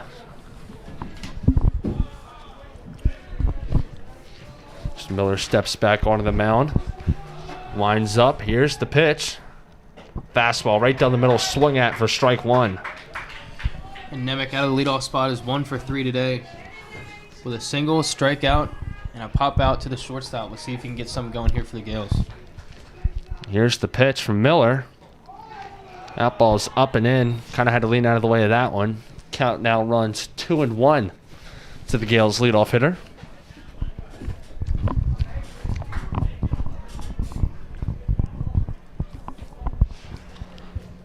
Had the second hit in the fourth inning, kind of helped charge the Gaels' rally as that one's grounded to shortstop Tyler Gibbons, who makes a nice throw over to first base for out number 1. So a 6-3 putout leads off the top half of the fifth. And that'll bring up Elijah Schaefer. with one out here in the top of the fifth.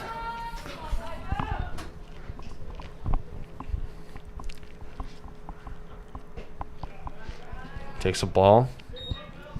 Elijah had that infield single in the last inning that caused a little bit of controversy. Was called out on the play, ended up reversed. So that ball is fouled off toward the right side. Was called out initially on the play, but then after an umpire discussion, they came back and called him safe. So Elijah Schaefer will step back in now. The 1-1 count, one away here in the top half of the fifth. Here's the pitch. It's a ball taken up for ball 2.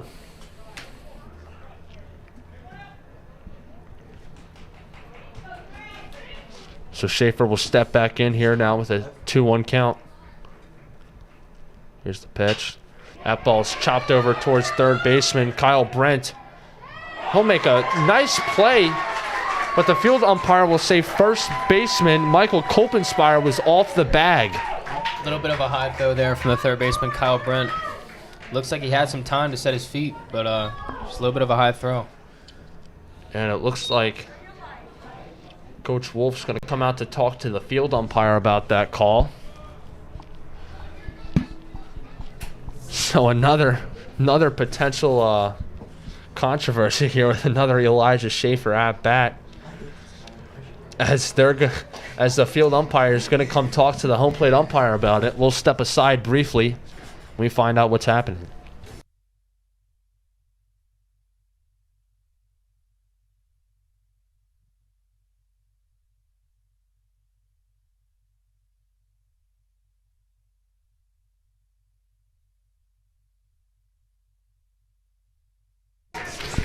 So after the umpire's discussion, they call stands. So Elijah Schaefer is safe with a E5 as Brandon Spurgeon steps into the box now.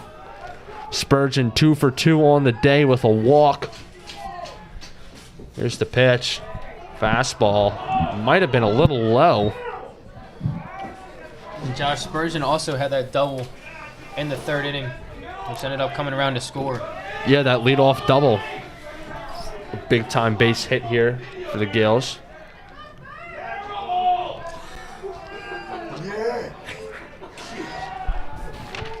As Miller steps off, gives Schaefer a look.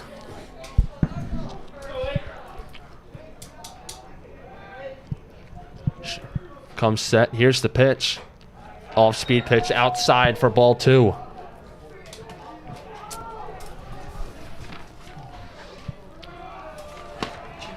So Jonathan Miller looking for something to get out of this inning. Ground ball somewhere up the middle where middle infield here for the Cardinals can turn 2. So he comes set. Here's the pitch. Off-speed pitch up in the zone for strike 1.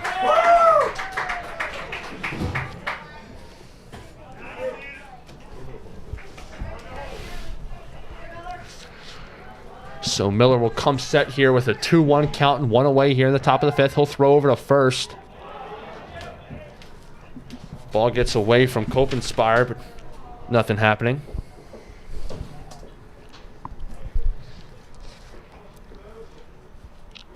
So count remains 2-1 here to Brandon Spurgeon. As Miller comes set. Here's the pitch. Runner goes. Called strike.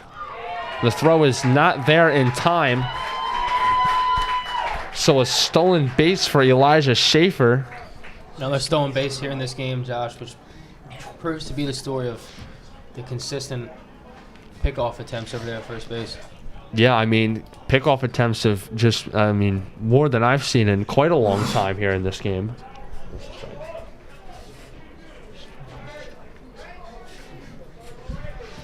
So as Miller comes set here with a 2-2 count, here's the pitch. And a big swing and a miss from Brandon Spurgeon. And that'll put 2 away here for the Cardinals in the top half of the fifth. Big strikeout there from Jonathan Miller to get the second out of the inning. So that'll bring in Louis Clausen, the runner on second and 2 away. Here's the pitch. Ball taken low. And Josh Clausen has had a pretty good game today with 2 doubles and an RBI. Let's see if he can keep this going here in the top of the 5th inning. Clausen 2 for 2 with 2 double. I'm sorry, 2 for 3 with 2 doubles and a strikeout so far today. So he takes a big swing at that pitch for strike 1.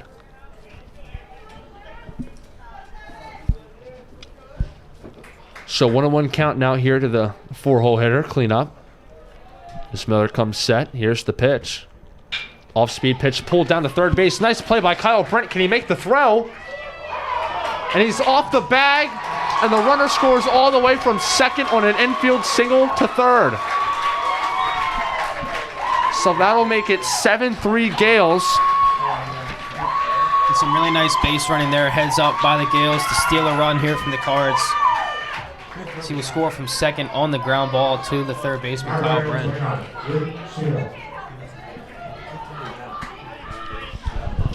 So a nice chopper to third base by Louis Clausen. Kyle Brent made a nice play on it as Luke Sudo takes ball 1 low. Kyle Brent made a nice play on it. The throw pulled first baseman Kopenspire off the bag, and the throw was too late at the plate.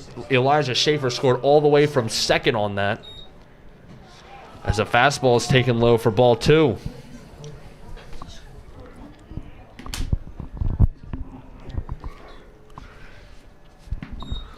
Another reoccurring theme here in this game, Josh. Cards pitchers got to work hard to get ahead in counts. They have been falling behind quite frequently here in today's game as the fastball is taken inside for strike 1.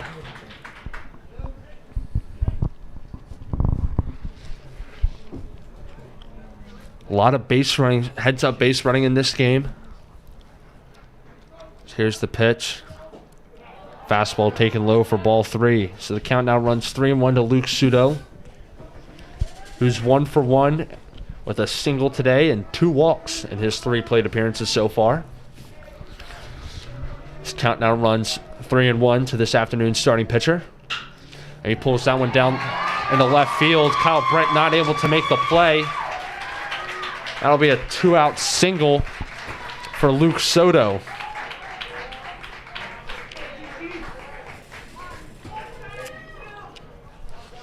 So that'll put runners on first and second for Rocco Paris.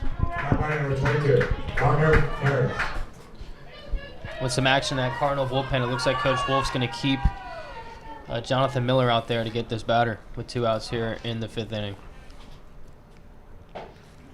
He takes a fastball inside for ball 1.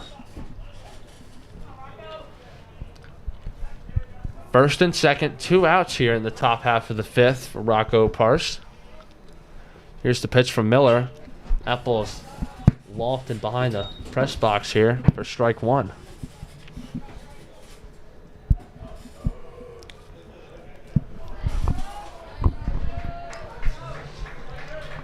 So the count now runs 1-1.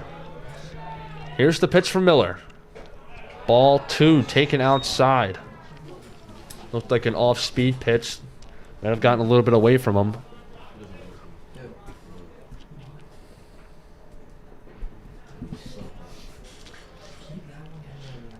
Here's the pitch line. Right back up the middle. That'll be a base hit. Louis Clausen's being waved home. Here's the throw to the plate. It's not in time. The Gaels score another run. So it's now 8-3 Gaels.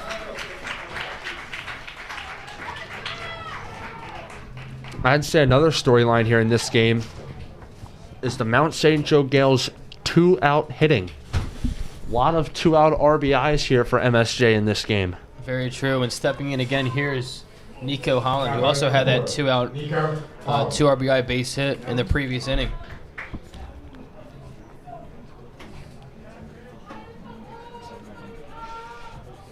So runners on first and second here for Nico Holland. She takes strike 1.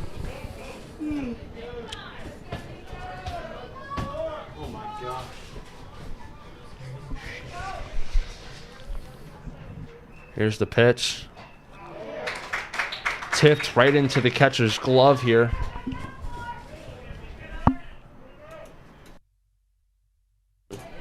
So count now runs 0-2 here to Nico Holland. Cardinals need to get out of this inning. Here's the pitch. That'll get away from the catcher, Brennan Kwiatkowski. So a wild pitch there. Will advance the runners to second and third. You know, and I think that might have been the first wild pitch to get past Kwiatkowski. That Yeah, I had think it runners has. advance. And he's had a really nice day behind the plate, working hard to try and keep as many balls as he can in front of him. So let's see if he can come through here with runners on second and third. So the count now runs 2-2 after the ball taken up and in from Nico Holland. Cardinals desperately need to get out of this inning if they want to stay alive. Here's the pitch. And that fastball was drilled out into left field.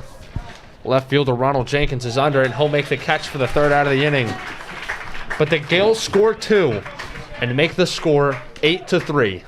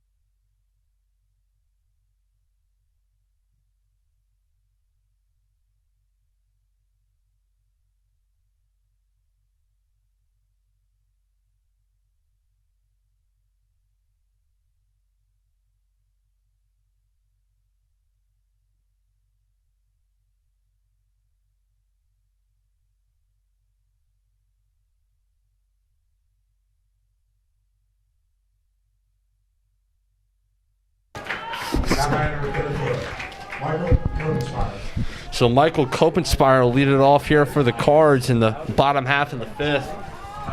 As the Cards fall behind 8-3 now. As he takes a fastball inside for ball one. Kopenspire is 1 for 2 on the day with a double and a ground out to the third baseman. Let's see what he can do here.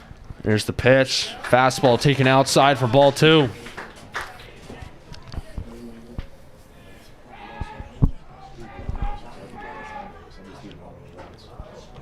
Yeah, Josh, Kopenspire did lead off.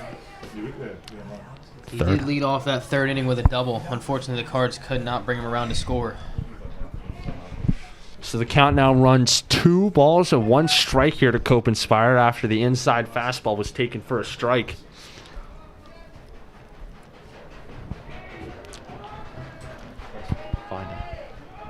Here's the pitch. Ball 3. Good eye there from Kopenspire.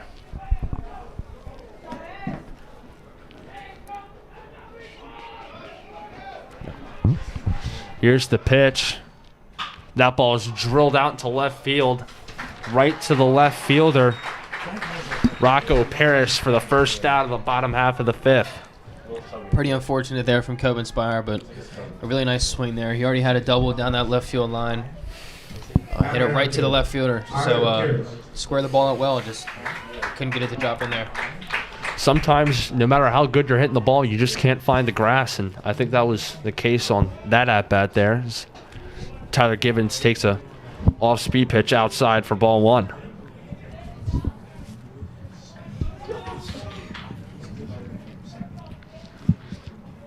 Here's the pitch. Other ball. So that fastball is low for ball 2.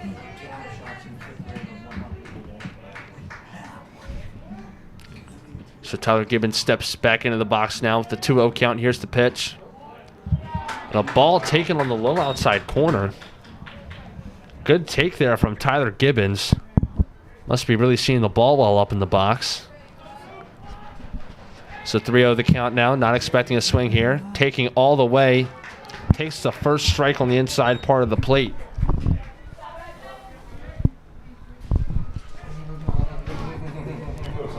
So 3-1 now the count to Tyler Gibbons, who already has a single here this afternoon. And he takes ball 4. So Tyler Gibbons is on with a walk. And that'll bring up right fielder Ryan Haney, who already has a single here this afternoon, all the way back in the first inning. And Ryan Haney has some big pop out of that bat on the right side of the plate. Looking to put a ball into the gap and possibly score Gibbons all the way from first base. Here's the pitch. Fastball low and away for ball 1.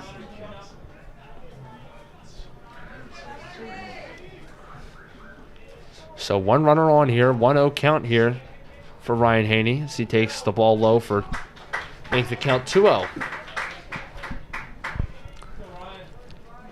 Ryan Haney in a good position now to get a fastball here and make some solid contact, maybe put one in the gap as the MSJ coach will come out to talk to his pitcher.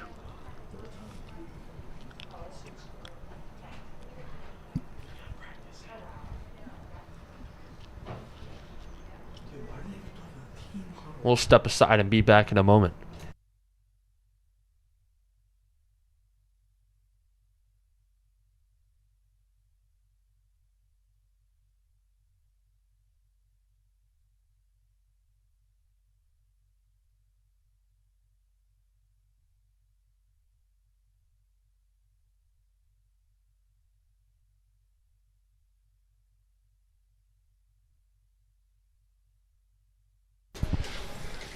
So Ryan Haney steps back into the box now with the 2-0 count, 1 runner on. Takes a fastball on the outside corner for strike 1.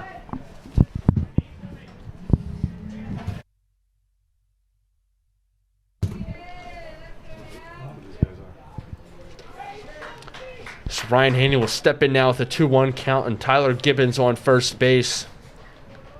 Big lead over there. Here's the pitch, and that one's fouled over towards the parking lot.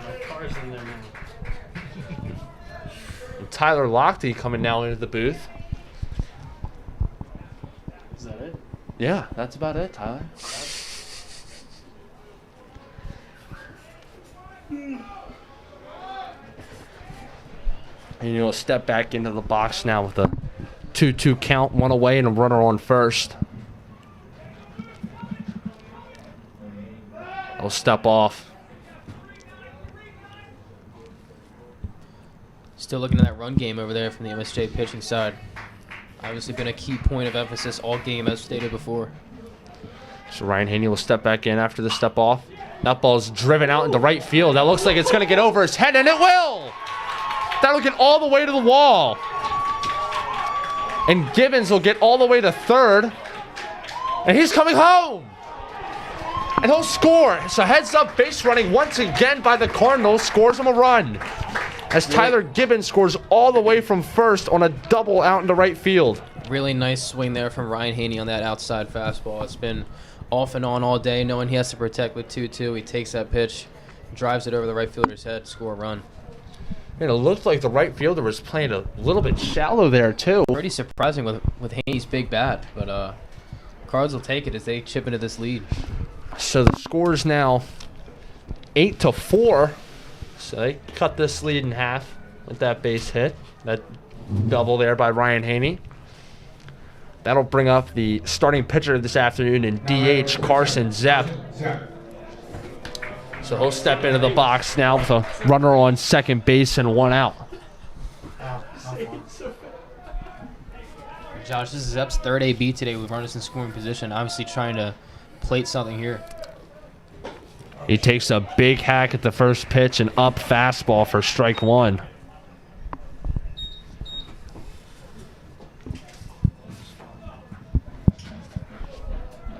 Zepp will step back into the box now.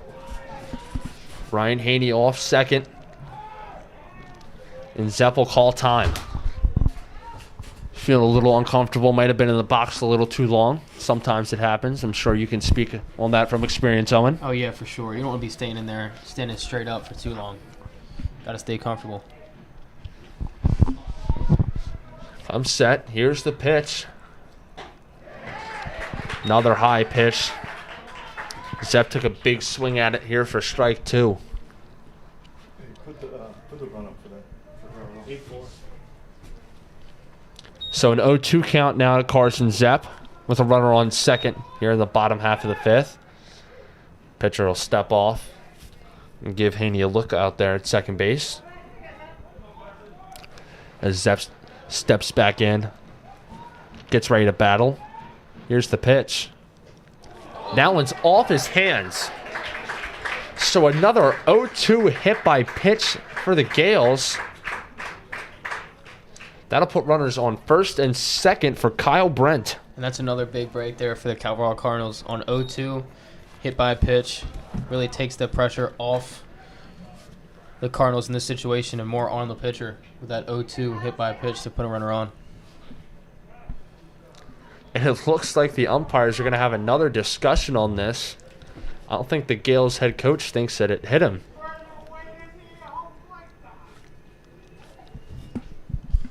So the umpires will have a conversation about it.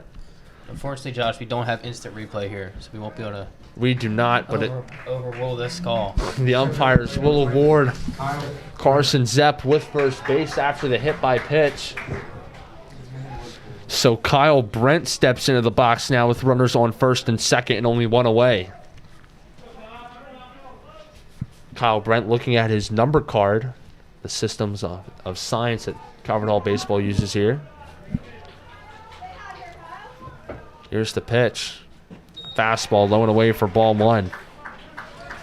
Brent's reached base twice today with a single and an E6. So let's see if he can put the ball in play here again, possibly drive something into the outfield and score this run. This pitcher will step off. Gaels defense in double play depth. Second baseman holding Ryan Haney on second. Here's the pitch. Another fastball low and away for ball two. So 2-0 now the count to Kyle Brent with 2 on and only 1 away. So he goes out to have a conversation with Coach Wolf.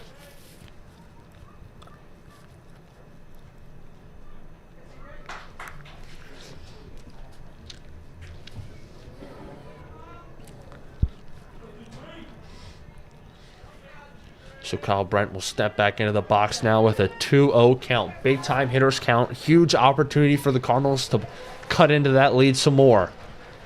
He steps off. Haney back in plenty of time. CJ Petro out there on the mound. Haney looks to be playing a little mind games out there with the pitcher on second base. Yeah, In his head with this 2-0 count. A lot of stepping off by the Petro. And here he goes again.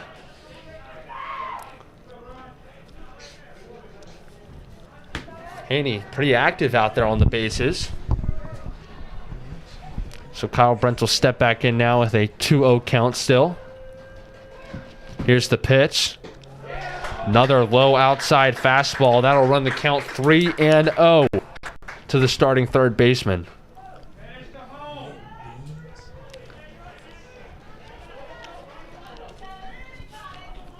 So with 2 runners on and only 1 away, wouldn't be expecting the bat to even come off Kyle Brent's shoulders here. Here's the pitch. Fastball taken right down the middle for strike one.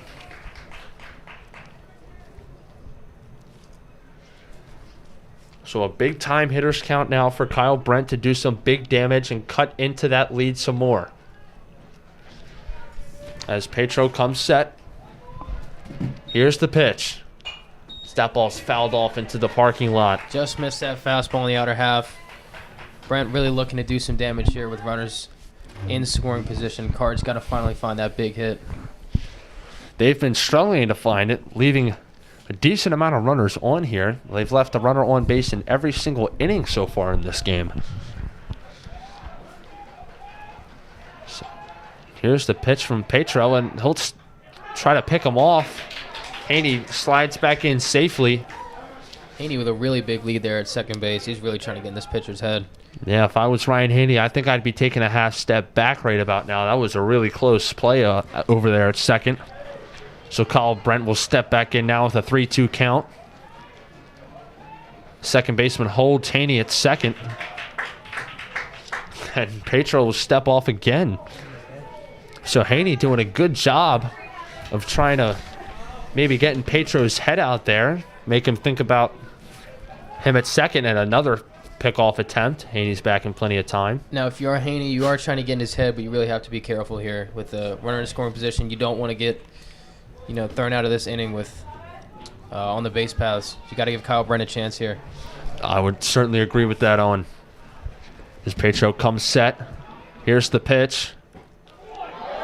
And taken for ball 4. So Kyle Brent with a nice at-bat takes ball 4. He's on with a walk, and the bases are now loaded for Ronald Jenkins. Really nice take there from Kyle Brent, the third baseman. That call in the outer half of the strike zone has not been there today, so really nice strike zone recognition there from Kyle Brent. Bases loaded, one away here for Ronald Jenkins, who so far is 0 for 2 on the day with a fly out to center and a pop out to short. Here's the pitch. That ball's fouled straight back over the press box.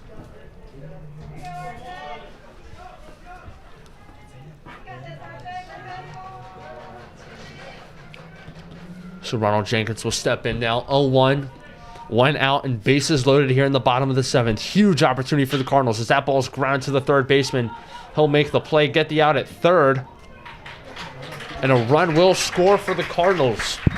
So that'll make it 8-5 after Ryan Haney scores from third. Pretty surprised the third baseman there for the Gaels didn't take that chance and try and get that runner out of home to protect that run from scoring. Yeah, I would have to agree with you there. I'm not sure really what happened. I think it might have been a mental blunder, maybe. Maybe with a 4-run cushion like that, he just probably is trying to get an out. So let's see what the Gaels do here. So the leadoff hitter, Quinn Gillis, will take strike 1. Runners on first and second here for him.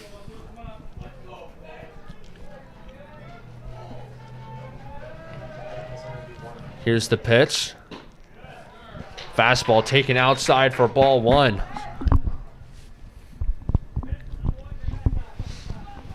So 1-1 now the count to Quinn Gillis with 2 away here in the bottom half of the 5th.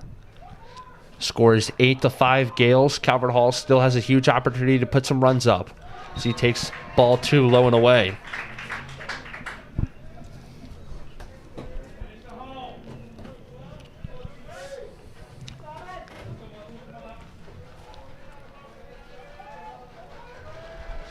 So Gillis will step back into the box with a 2-1 count. Here's the pitch.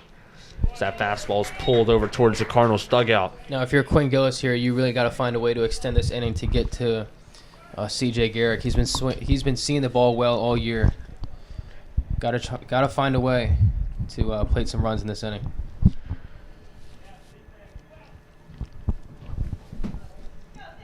So looks like Petro will get a new ball out there on the mound.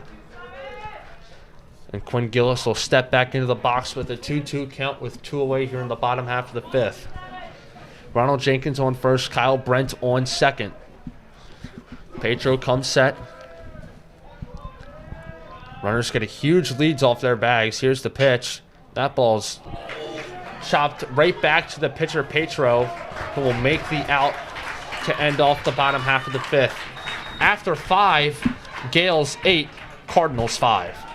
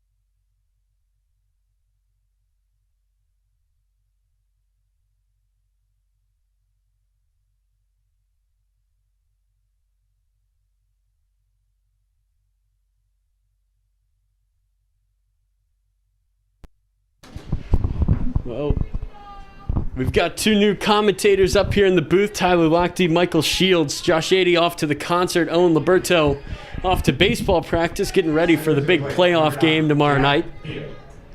And we take over here, the top of the 6th inning of the JV semifinals. What a big game.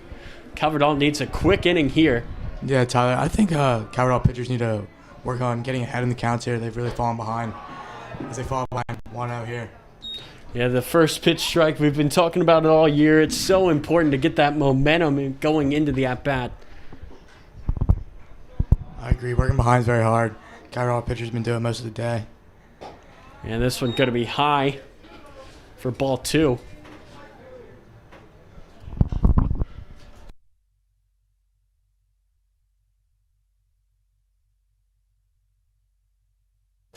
Leo Burnham on the mound for the Cardinals. And It'll be the 4th pitcher that the Cardinals have brought in today. Carson, Janko. We just saw Jonathan Miller, and now Leo. so Burnham working on Jack Beda now at the plate. 2-1. This one back to Burnham. He catches it. A nice play there by the pitcher. Stepping up to the plate, number 2, Felipe Romo. Mike, you're doing everything over here today. Working the scoreboard, doing the PA, doing some commentary here at the JV championship game. Must be fun for you. A lot of work. Luckily, they don't have walk-ups. So. That's right, yeah. Walk-up music. My favorite, certainly John Harris with the Monsters, Inc. theme song. Apparently, Ryan Seifert is adding a Fortnite remix for his pitching song tomorrow night. I really hope he makes an appearance. One of the top arms out of the Cardinal bullpen. Absolutely, having a great season. That's right. Last game, probably his worst game of the season, but still not a terrible performance. Been a pretty shutdown pitcher all year for the Cardinals varsity.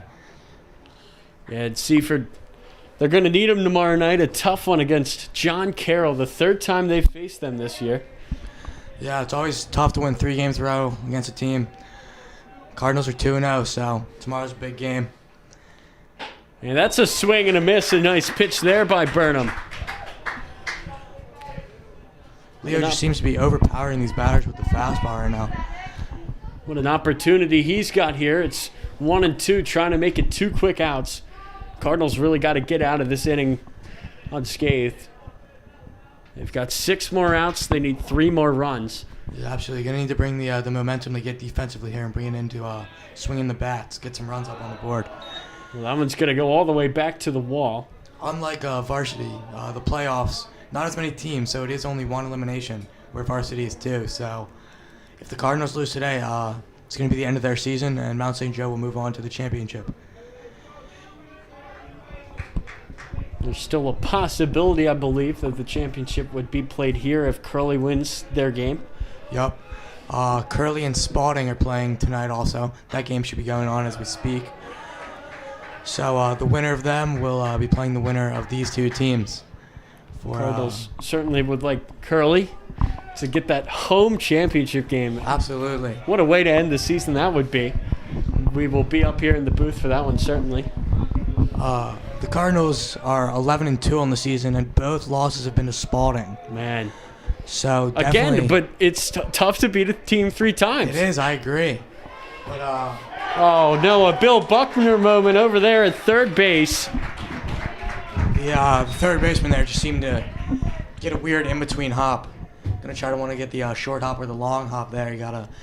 He charged it maybe a little bit too much. Got under his glove right through the wickets. Now batting number 25, Mason Nevin.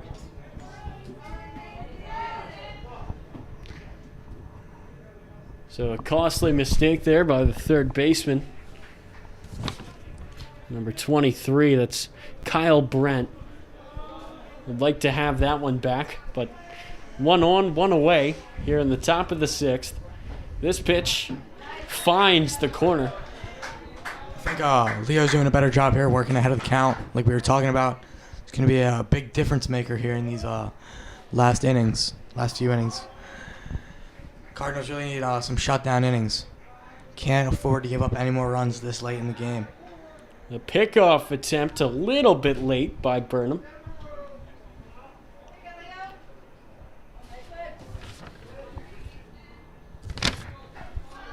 Number 25, Mason Nemec. Up to the plate. Pitch to third base again. Brent.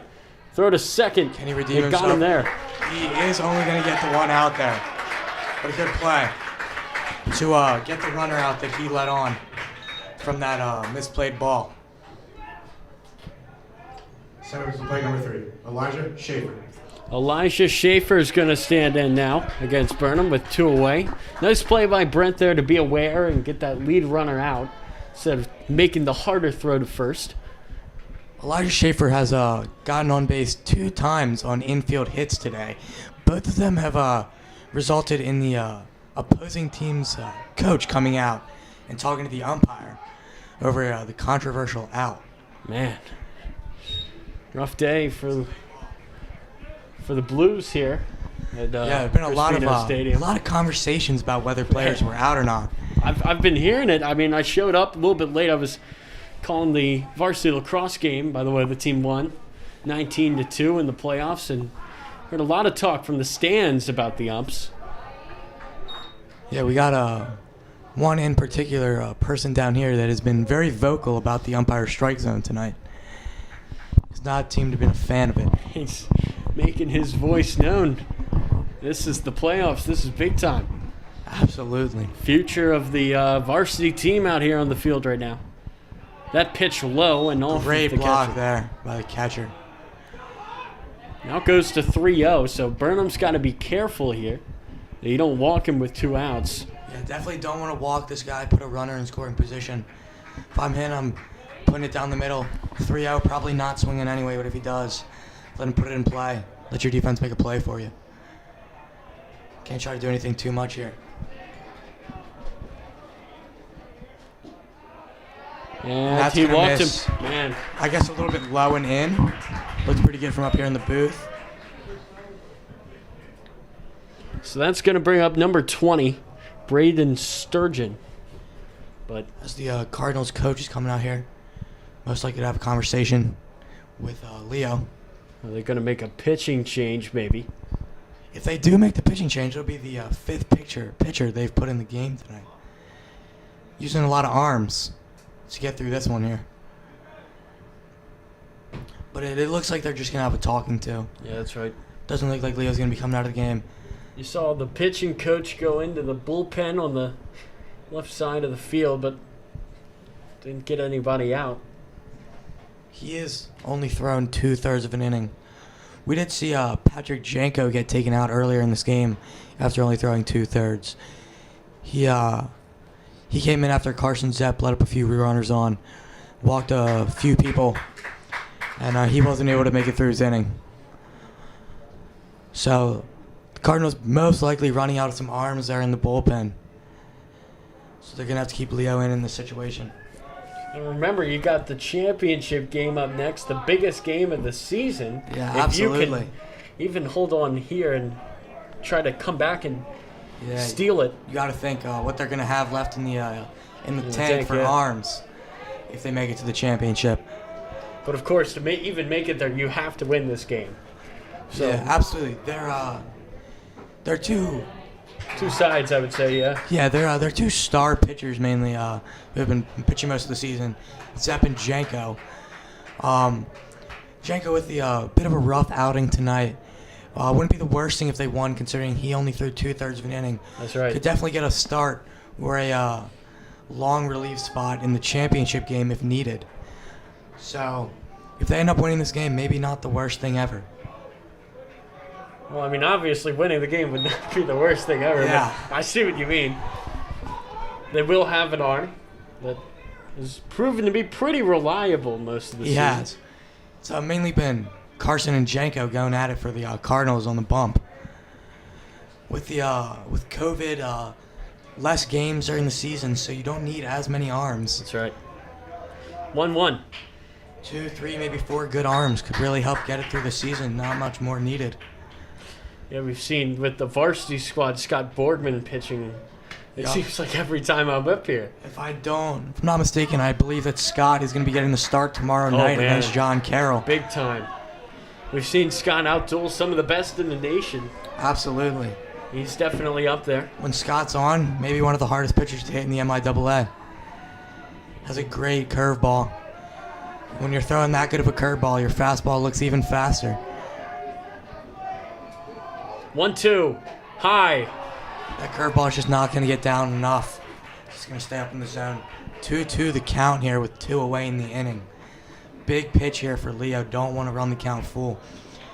And you take all the pressure off of the batter and put it on yourself as the pitcher. 2-2 with 2 away. Ground ball to the shortstop. Tyler Gibbons is going to go to second, and they got him. Nice play there by the shortstop. And the Cardinals, they give up no runs. They keep themselves in it as we go to the bottom of the 6th.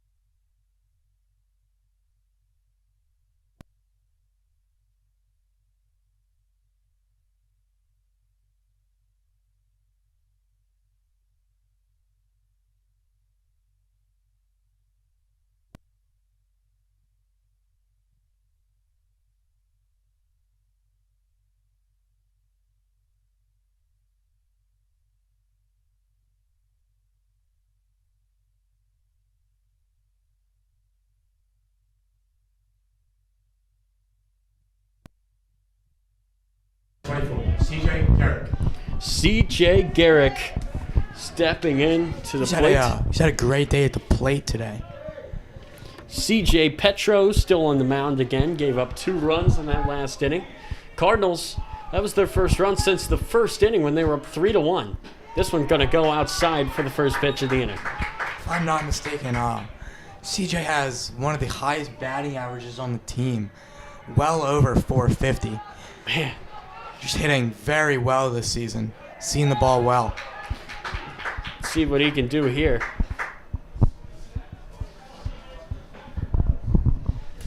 Looks like that's a pinch hitter up next.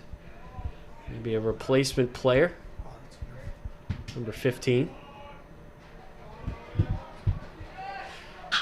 And this one hit right to short. What a Great play! by the shortstop. Felipe Romo flashing some leather out there at short for the first out of the inning. Man, very impressive. How about it, number 15? No. I'm not even going to try. So Nick Bornasuzis is going to step in now. I could have helped you with that one, Shields. That was a big Big name. name for Yeah. me. A lot of consonants, a lot of vowels.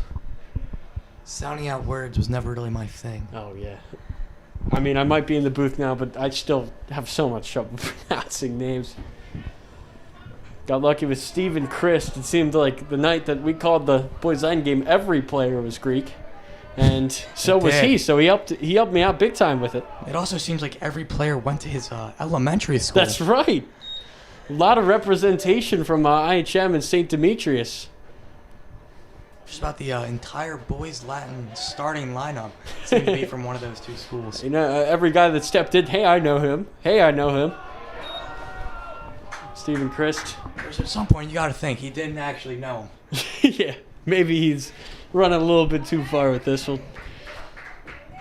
Steve was a great servant to the baseball team, called his 2 big night games this year. Was.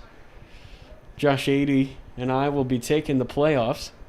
Is it going to be a pitching change now? Very exciting night. Yeah, we cannot stress this enough. Please tune in tomorrow night. It's going to be an unbelievable It's game. going to be packed. It's going to be a very big game for both teams. There's going to be a lot of John Carroll people here to help support them. Unfortunately, there was a very bad situation that happened to John Carroll recently, so they're dedicating the game for him. So there's gonna be a lot of people here for them. It's going to be a very emotional night, certainly for all in attendance from John Carroll. We will be having a completely unbiased broadcast tomorrow night for the first time in who knows how long. It's going to be a special night here at the ballpark. It is. You would have to think that with the only parents and family members allowed in the stands, that The Triples Alley is going to be Triples packed. Alley Yeah. is going to be packed over there in right field. It's going to be exciting. If you thought Tyler's talked about Triples Alley enough, just wait till tomorrow night. We got to have a Triples Alley button. We got to pre-record me saying it and then just press it. We saw Boys Latin. They brought some students over there. They got rowdy. They eventually did coming into the stands. That's right. I don't exactly know how they were let in, but at the end of the day, we still took home that W on a Rakeem Smith walk-off. Yeah. That's going to be a walk to Borna Souzis, the man on with As the just pitching one coach away. comes out once again, maybe this time for a pitching change. Yup. As it looks like a new arm, number 11 will be coming into the game. We will step away.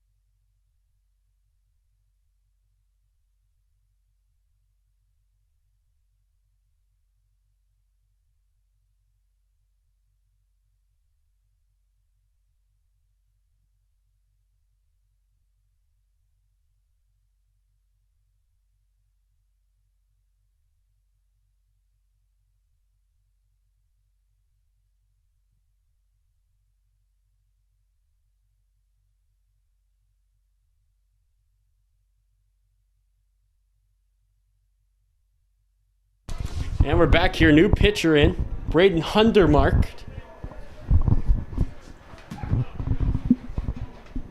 You'd have to definitely want the Cardinals to capitalize here with that one-out walk.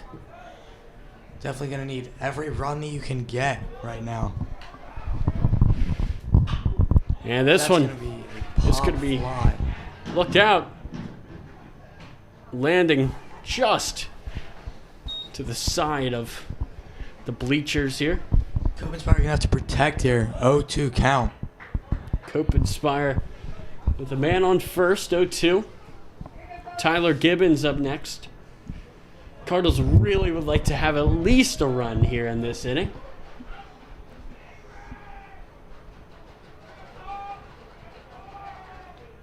outside. And it actually looks like Copenspire called time before that pitch, so Man, you really remains want to have that 0-2. ball now. yeah. Definitely Break for him. hindsight's always 20/20. Definitely wishing he didn't call timeout right there. This one on the Hard hit ground. ground ball. It's going to get through. A base hit for Copenspire. Boy, did the Cardinals need that. Some good hitting right there. 0-2, not trying to do too much with it. Just hitting it through the hole. Yeah, you can't really swing for the fences when it's 0-2, but he did a great job of getting the bat to the ball and hitting it where they weren't. It's going to bring up Tyler Gibbons. Looks like pinch runner will be coming in there. Not entirely sure who that is. Looks like Eli Joy will be coming in to pinch run. Yeah, it looks like you were sure who it was. Quick adjustment. I like that. Thinking on your feet. Yeah. Now batting number 2, Tyler Gibbons. Let's see what Tyler Gibbons can do. He's got the best first name in the world. See if he can put it to good use. Eli Joy got some speed on him. Usually a center fielder for the Cardinals. Pretty speedy guy. And Borna Sousa's in front of him. So his speed might be a little bit limited, but Ball in the gap. We might be seeing Eli trying to get home here. this one ripped. Look out, cars. Into the parking lot. Gonna barely missed the cars, landing right in between both rows. Yeah, tomorrow I got to get here early and I got to park in the football lot. I do not want to try to deal with the nonsense and the tomfoolery. Yeah. I park at the elementary school. Yeah, I'm sure when you have a car over there, every time a ball goes up there, you just gotta hold your breath. Yeah. They should have a Tyler cam for every time the ball sails into the parking lot. I'd cringe. Time called by the batter here again. Maybe they're getting a little uncomfortable with how long they're the pitcher's waiting. Definitely don't want to be standing there for too long. Don't want to get uncomfortable in the box. Never a good remedy for hitting. Stepping off. Count is 0-1 with one away. Big spot here for Tyler Gibbons. Tyler Gibbons had a pretty good day today, offensively and defensively. Of course he has his name. It's the key. Maybe. It's the key to everything. Let's see what he can do. A little bit of adversity here. 0-1. That one looked a little bit high. 1-1. You got the faded 1-1 with one away. Up on the scoreboard right now. On deck for the Cardinals, a big power hitter, Ryan Haney. So you definitely don't want to ground into a double play here, especially not with the situation. And that ball is going to be foul off the bat of Tyler Gibbons. The depth perception over there in Triples Alley. I thought that was going to get down fair. Yeah, it looked like it from here. The angles are not good up here to see fair and foul balls. That's for sure. Would have Those are probably saying- driven in at least one run. Yeah, maybe two. That's going to be a hard ball to get. Yeah. Eli Joy's speed, as I was talking about, might be able to get it there and make it a close play. But Ryan Haney, a top 5 ranked player by PBR for 2024 graduates in Maryland. This is going to get through a base hit. Great Are they piece going to of send him hitting through? there. No, they will not. Bases will be loaded for Ryan Haney. And this is what you want if you're the Cardinals, to have exactly him what at you the want. plate. One of the biggest power hitters in the state up for you with the bases loaded in this semifinal game.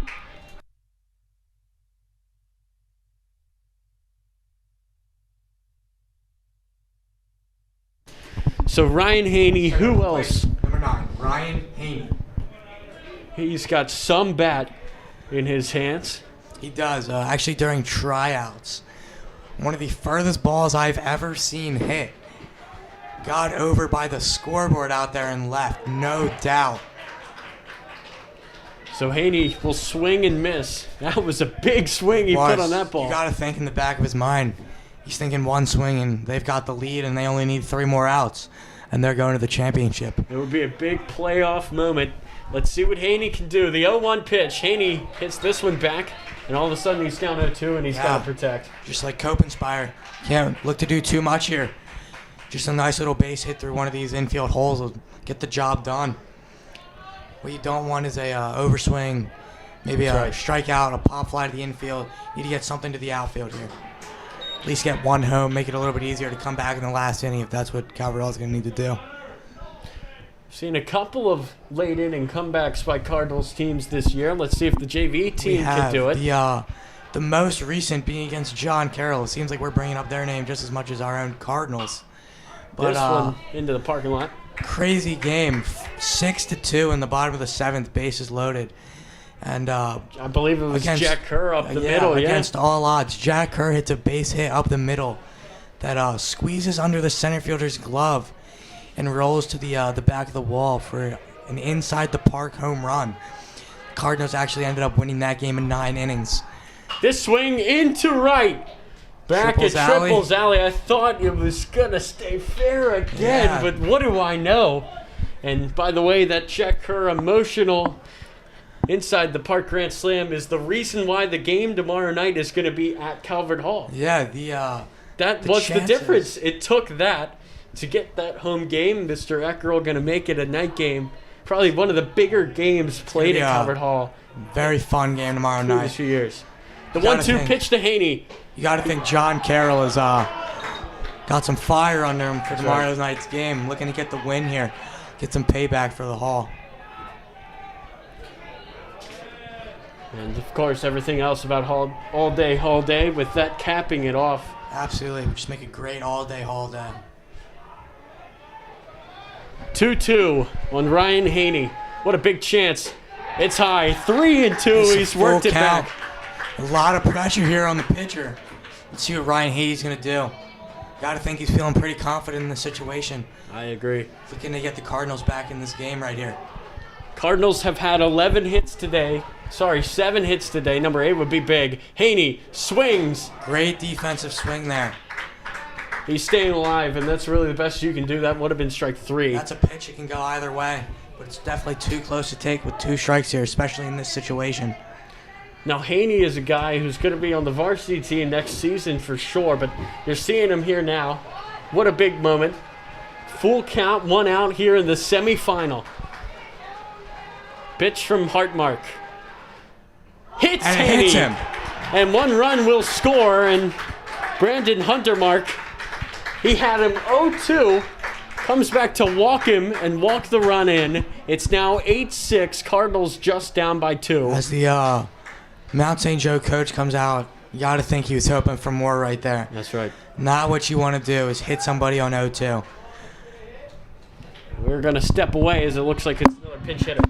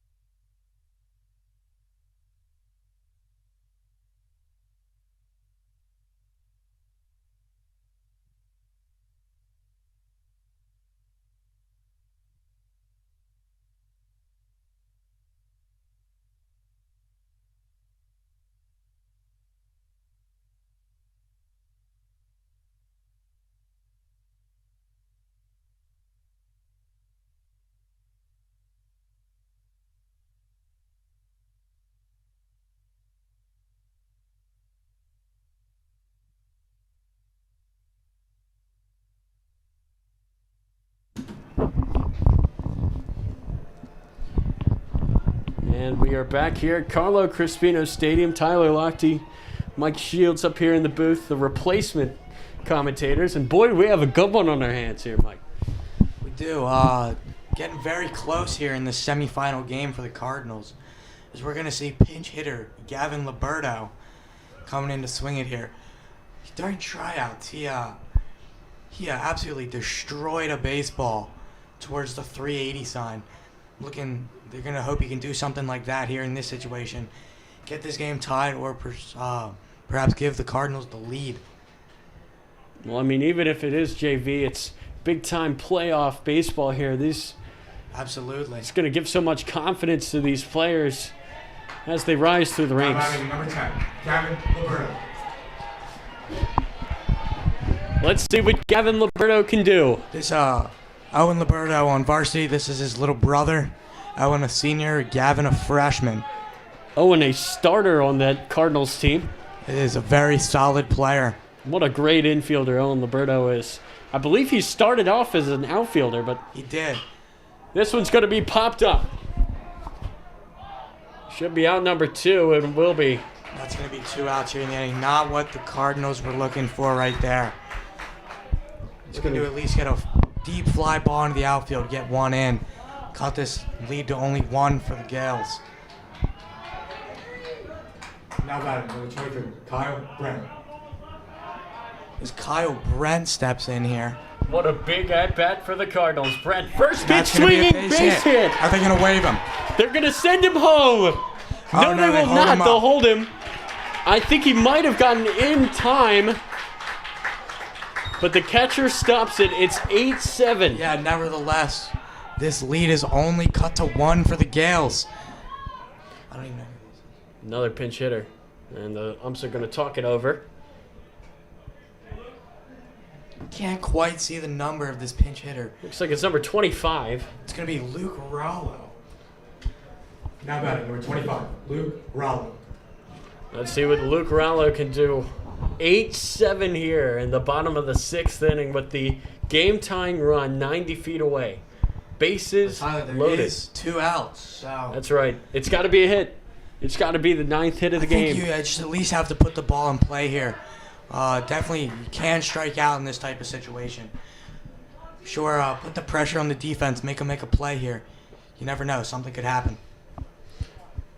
I mean, a walk would also tie the game, but I don't Absolutely. know if Hundermark is going to give up a walk in this big of a situation. It's possible. Yeah, last 2 batters have swung on first pitches, so you got to think there. It's looking pretty good out there.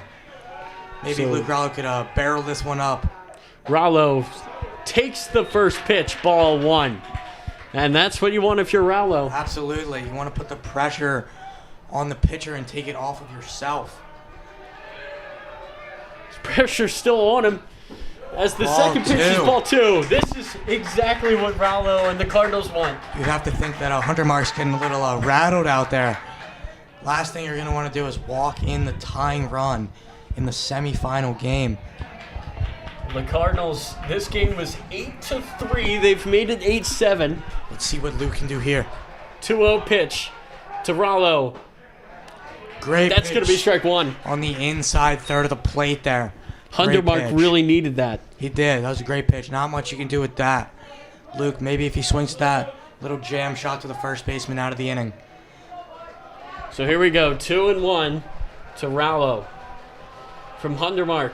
The pitch. Rallo puts it on the ground, and it's going to be a tight play at first. They got him. A big out for Mount St. Joe, but the Cardinals make it a 1-point ball game as we head to the final inning, the 7th.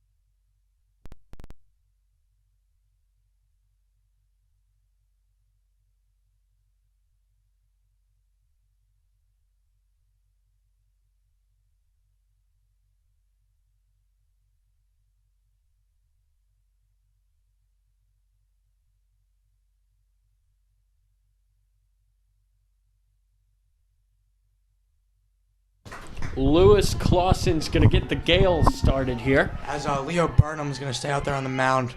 As he had a pretty good inning, one of the better innings we've seen out of the Cardinal pitchers today. Let's see what Clausen, Burnham, playoffs here. Big at bat. And that one's going to be a little bit low. Just dropped out a bit too early. And it's going to start him off 1-0. Action in the bullpen, but we can't see the number for the Cardinals. 1-0 pitch. They would like to see Burnham get through this, though. You don't want to waste another arm. As Tyler just mentioned, it looked like Nick Galeazzo is going to be getting warmed up down there in the pen. So obviously not going to want to bring him in, but if you need to, that's what they're going to have to do here. Everything being thrown at the Gaels right now. If I'm not mistaken, that might be the Cardinals' last bullpen arm. They have a few position players that could also get on the mound if need be. But for the bullpen, that's how you make a team like it. this. You got to have some utility aspects to your game. Absolutely. A just-in-case pitcher goes a long way in high school. Yeah, as we were talking about earlier, Scott Borgman, he's one of those types of players. He started the season starting at third base, recently moved over to right field, but like we were talking about, being dominant on the mound all year for the Hall. As it seems like he's gotten the start in just about every big game they've played this season. And he's done so well. He's won a couple of those big games. I believe he pitched against Gilman.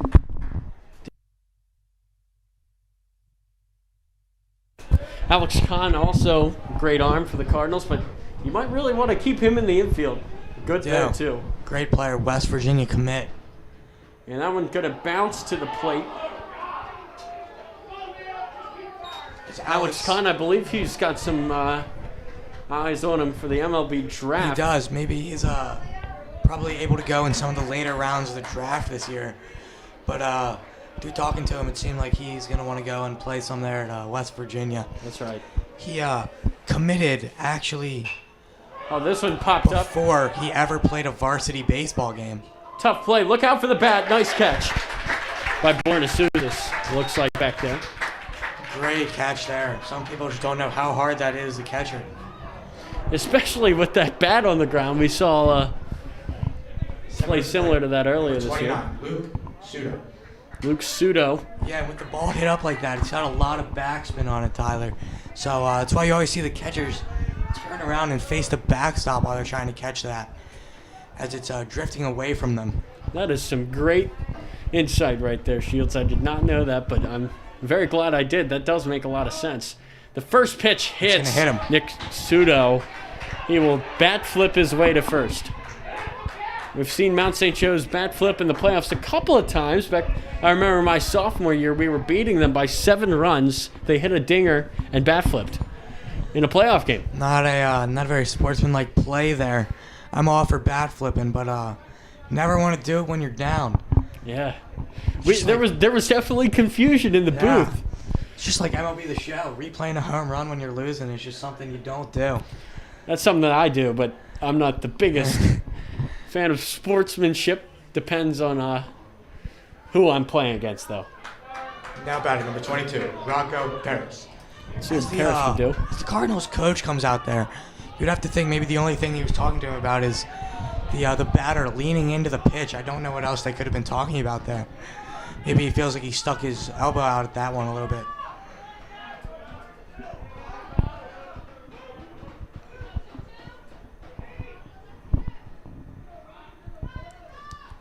So one away here. The first pitch is a good one to Paris.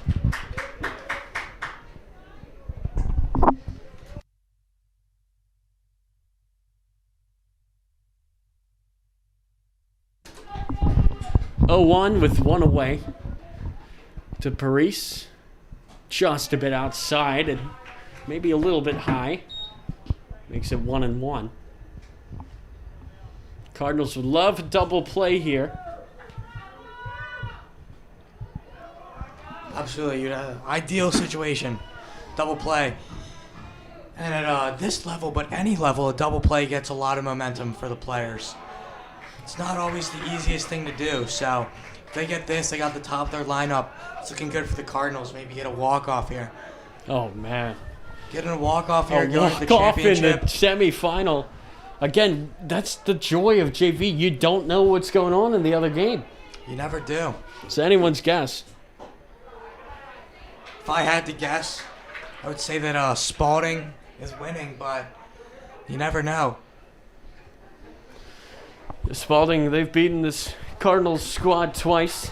It would be an upset if Curley can beat them, but I would put the championship game here. It would give me another game to call, so I'm all for it. Let's go, Friars. This one in the dirt right behind the Gonna plate. run the count full here for Leo. Whatever you do, you cannot walk this guy. That's Gonna right. put another runner in scoring position with less than 2 outs. Not the ideal remedy for success. Let's see what Leo does here. We've seen quite a few 3-2 off-speed pitches, which is a pretty bold move. But if you're feeling confident with it, I say why not? Not going to be what the batter's expecting. So Leo Burnham. The full count pitch to Parise is low. Ball 4. As we saw the runner stealing there, but it's not going to matter because he's going to get on anyway with the walk. So that's going to bring up number 4, Nico Holland. Stepping up to the plate, number 4, Nico Holland. Nico Holland digs in here, looking to get something into the outfield and bring home that insurance run.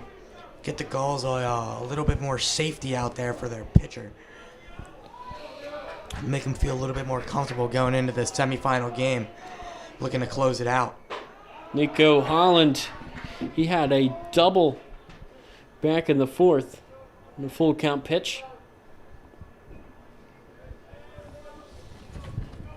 Certainly he can hit and swing with 2 strikes, but right now he's only got a ball.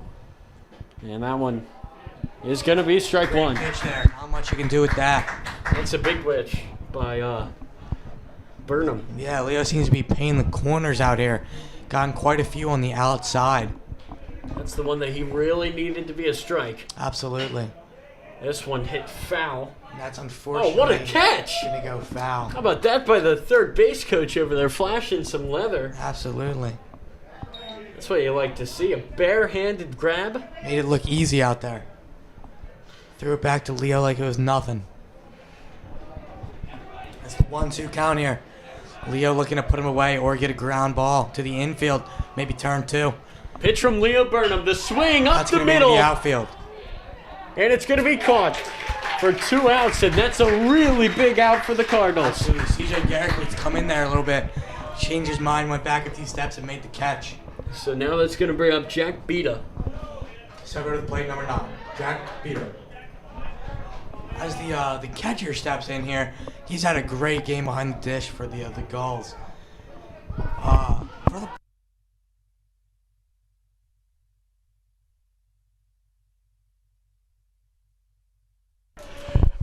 2 outs. He's had a great game behind the dish. For the player's size, seems to have quite a lot of arm strength back there behind the dish. The Gaels in the purple jerseys, white pants, Cardinals in the white pants as well. Boy, is that high school baseball. White pants for everybody. Absolutely. I don't know if many teams besides varsity high school teams get anything but white pants. Do the Cardinals have gray this year? Father, I'm not sure. Normally it would be the opposing team that would be wearing the gray pants coming to somebody's home field, but looks like Mount St. Joe came out looking to make a statement and didn't care about their pant color tonight. That's right. They're treating it like a home game. Their fans certainly making a lot of noise. Absolutely. They're going with the look good, play good motto, Look good, play good. because that's going to be Or fouled is it back. look good, feel good, play good, I believe it is. It's one of them. It doesn't really matter. Any combination will do. As long as you're playing good. Yeah. Well, no, I would say as long as you're looking good, playing good is secondary. You never know. I like the all stirrups look that the varsity team sometimes brings out. I do. It looks very clean. That's right. Very old school. Sleek look. I think perks of the turf field is whenever you slide or dive, you get up looking brand new. Never messing up those jerseys. Always looking like you just came out of the locker room. Coach Ackerell keeping them in the newest and finest linens every season. What do you think they're going with tomorrow night, Shields? I believe that the group chat said it was white up tomorrow. Really? So that would mean all white with the stirrups. With the stirrups, that's what we're talking about. The 2-2 pitch. Did it hit him? Yes. No, it did not. He stepped away like he was going to throw his bat, but it didn't. It's going to be a full count Normally for Jack Beta. The Cardinals would get the playoff vests, but with the shaky season the varsity's been having, I don't know if Coach Acker was looking to reward the players with them. Okay. So it looks like those one might stay in the boxes this season. This is going to be a barehanded try. He learned from the third baseman coach. Great play. Obviously on the gets him out of the inning. You can get a lot of spin on the ball, and he was ready for it. Barehanded it and make a great throw to first base. Kyle Brent got him out of the inning there. Well, we will head to the bottom of the 7th inning. Cardinals need 1 run here in the semifinals.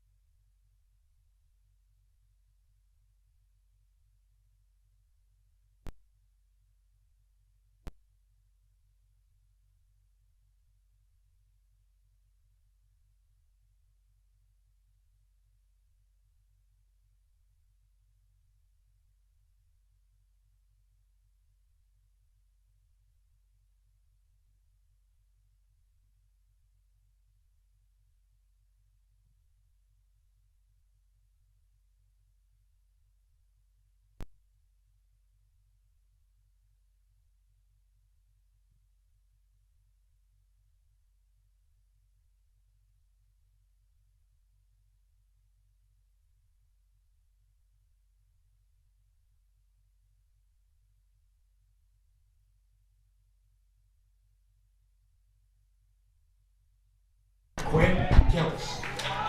Here we go, Mike. Big time here, the playoffs. Bottom of the 7th, Quinn Gillis. First pitch over his head. Not only the players, but the parents seem to be getting into this one now. Oh, I'm getting into it. I'm standing up. This is big time over here. It is. Standing up for the end of the boys' Latin game. This is exactly what you want, the top of your lineup up. You got 1, 2, 3. Takes a lot to get me out of my seat. That's going to be high, too. 2-0 to Quinn Gillis. Great hitters count. Looking to drive something, one of those gaps. Get a leadoff double, start off this inning. 3-0. He's feeling good up there in the box. CJ Garrick, probably the best hitter this season for the Cardinals, average-wise. Which, I personally don't think means a lot. Because you could get quite a few line drive outs, stuff like that, and you're putting better swings on the ball than maybe someone getting a few bloop hits here and there. And that's going to be a 4-pitch mark to start it off. The last thing Hunter Mark wanted to do here was lead off walk. As the pitching coach is going to come out here, and they're going to bring in another new arm for the Gaels. As he seems pretty upset coming off the mound. Didn't even wait for the pitching coach to come grab him. Flipped the ball to him and walked off before the pitching coach even got out here.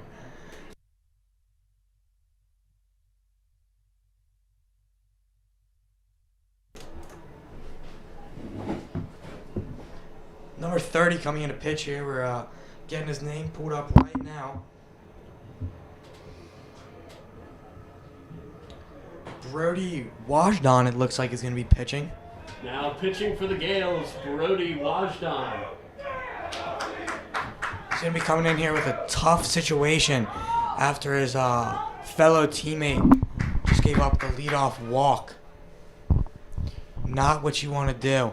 But they must have a lot of confidence in this guy They do, bringing him and, in. He seems to have a little bit less than normal arm slot, I would say. Not quite 3/4, or a little bit more than 3/4, but not quite sidearm. Maybe a little bit difficult to pick up, especially with a good slider or something. So the Cardinals definitely going to be on the lookout for that. Let's see what they can do here.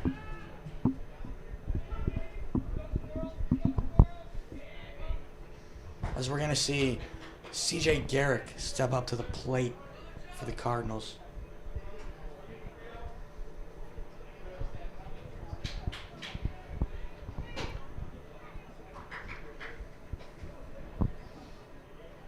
C.J. Garrick ready to go, trying to get in the box before the pitcher even got all of his warm-up pitches over with. As the catcher was telling him he had one more left. Now C.J. Garrick can step in the box. He's ready to go, and you know it. Now batting. Number 24, C.J. Garrett. Looks like Josh Adu left his laptop up here in the booth. He's going to stop by. He was in a rush to get out of here. Such a talented booth earlier with the baseball player, with the band performer. We did. A lot of the varsity guys were up here earlier. That's right. They'd love to see this JV team They would. here in the playoffs. It actually looks like a lot of them are over there by the fence. Oh, man, yeah, I could see them. Getting ready to get this. They got practice after this, as we were talking about, for getting ready for tomorrow's night game. Getting a night practice in to get ready to these lights. They've Let's only see what played C.J. 2 night Garrett- games this season, but they're certainly not used to it. The Cardinals team, they do not use these lights too much here at all. Don't, and I don't think people quite understand.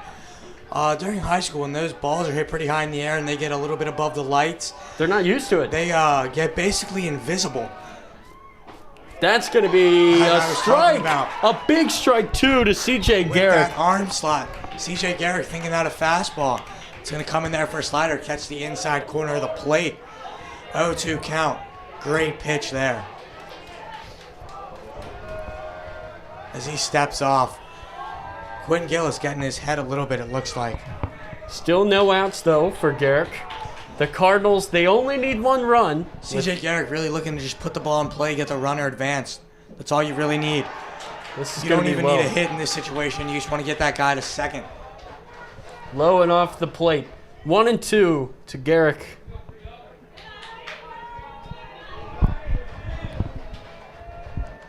Gotta think CJ's feeling pretty confident in the box right there with the season he's been having. Looking to continue his success into the playoffs.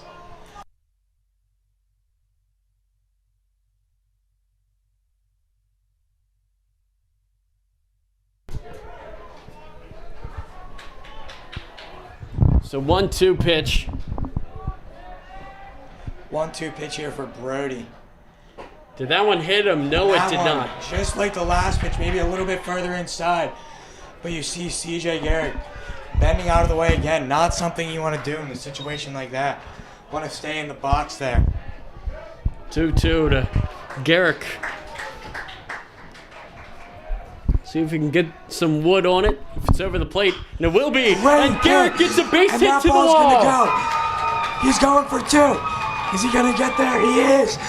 Second and third for the Cardinals. With nobody out. And the winning run, and the run to send them to the championship, is on second base. Great piece of hitting right there. Outside pitch, and C.J. Garrick doing just what you're taught, taking it to right field. Got pretty fired up there when he got to second base.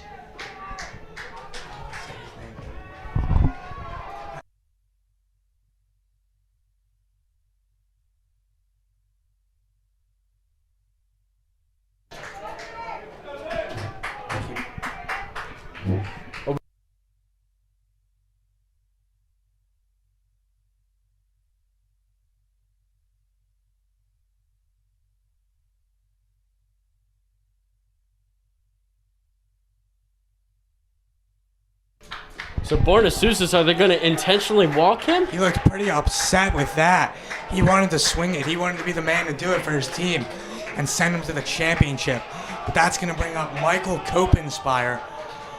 This is an impossible situation And for Mount St. Joe. again, the Mount St. Joe coach is going to come out and talk to the pitcher. You've got to think there's got to be a rule for how many mound visits you can man. get.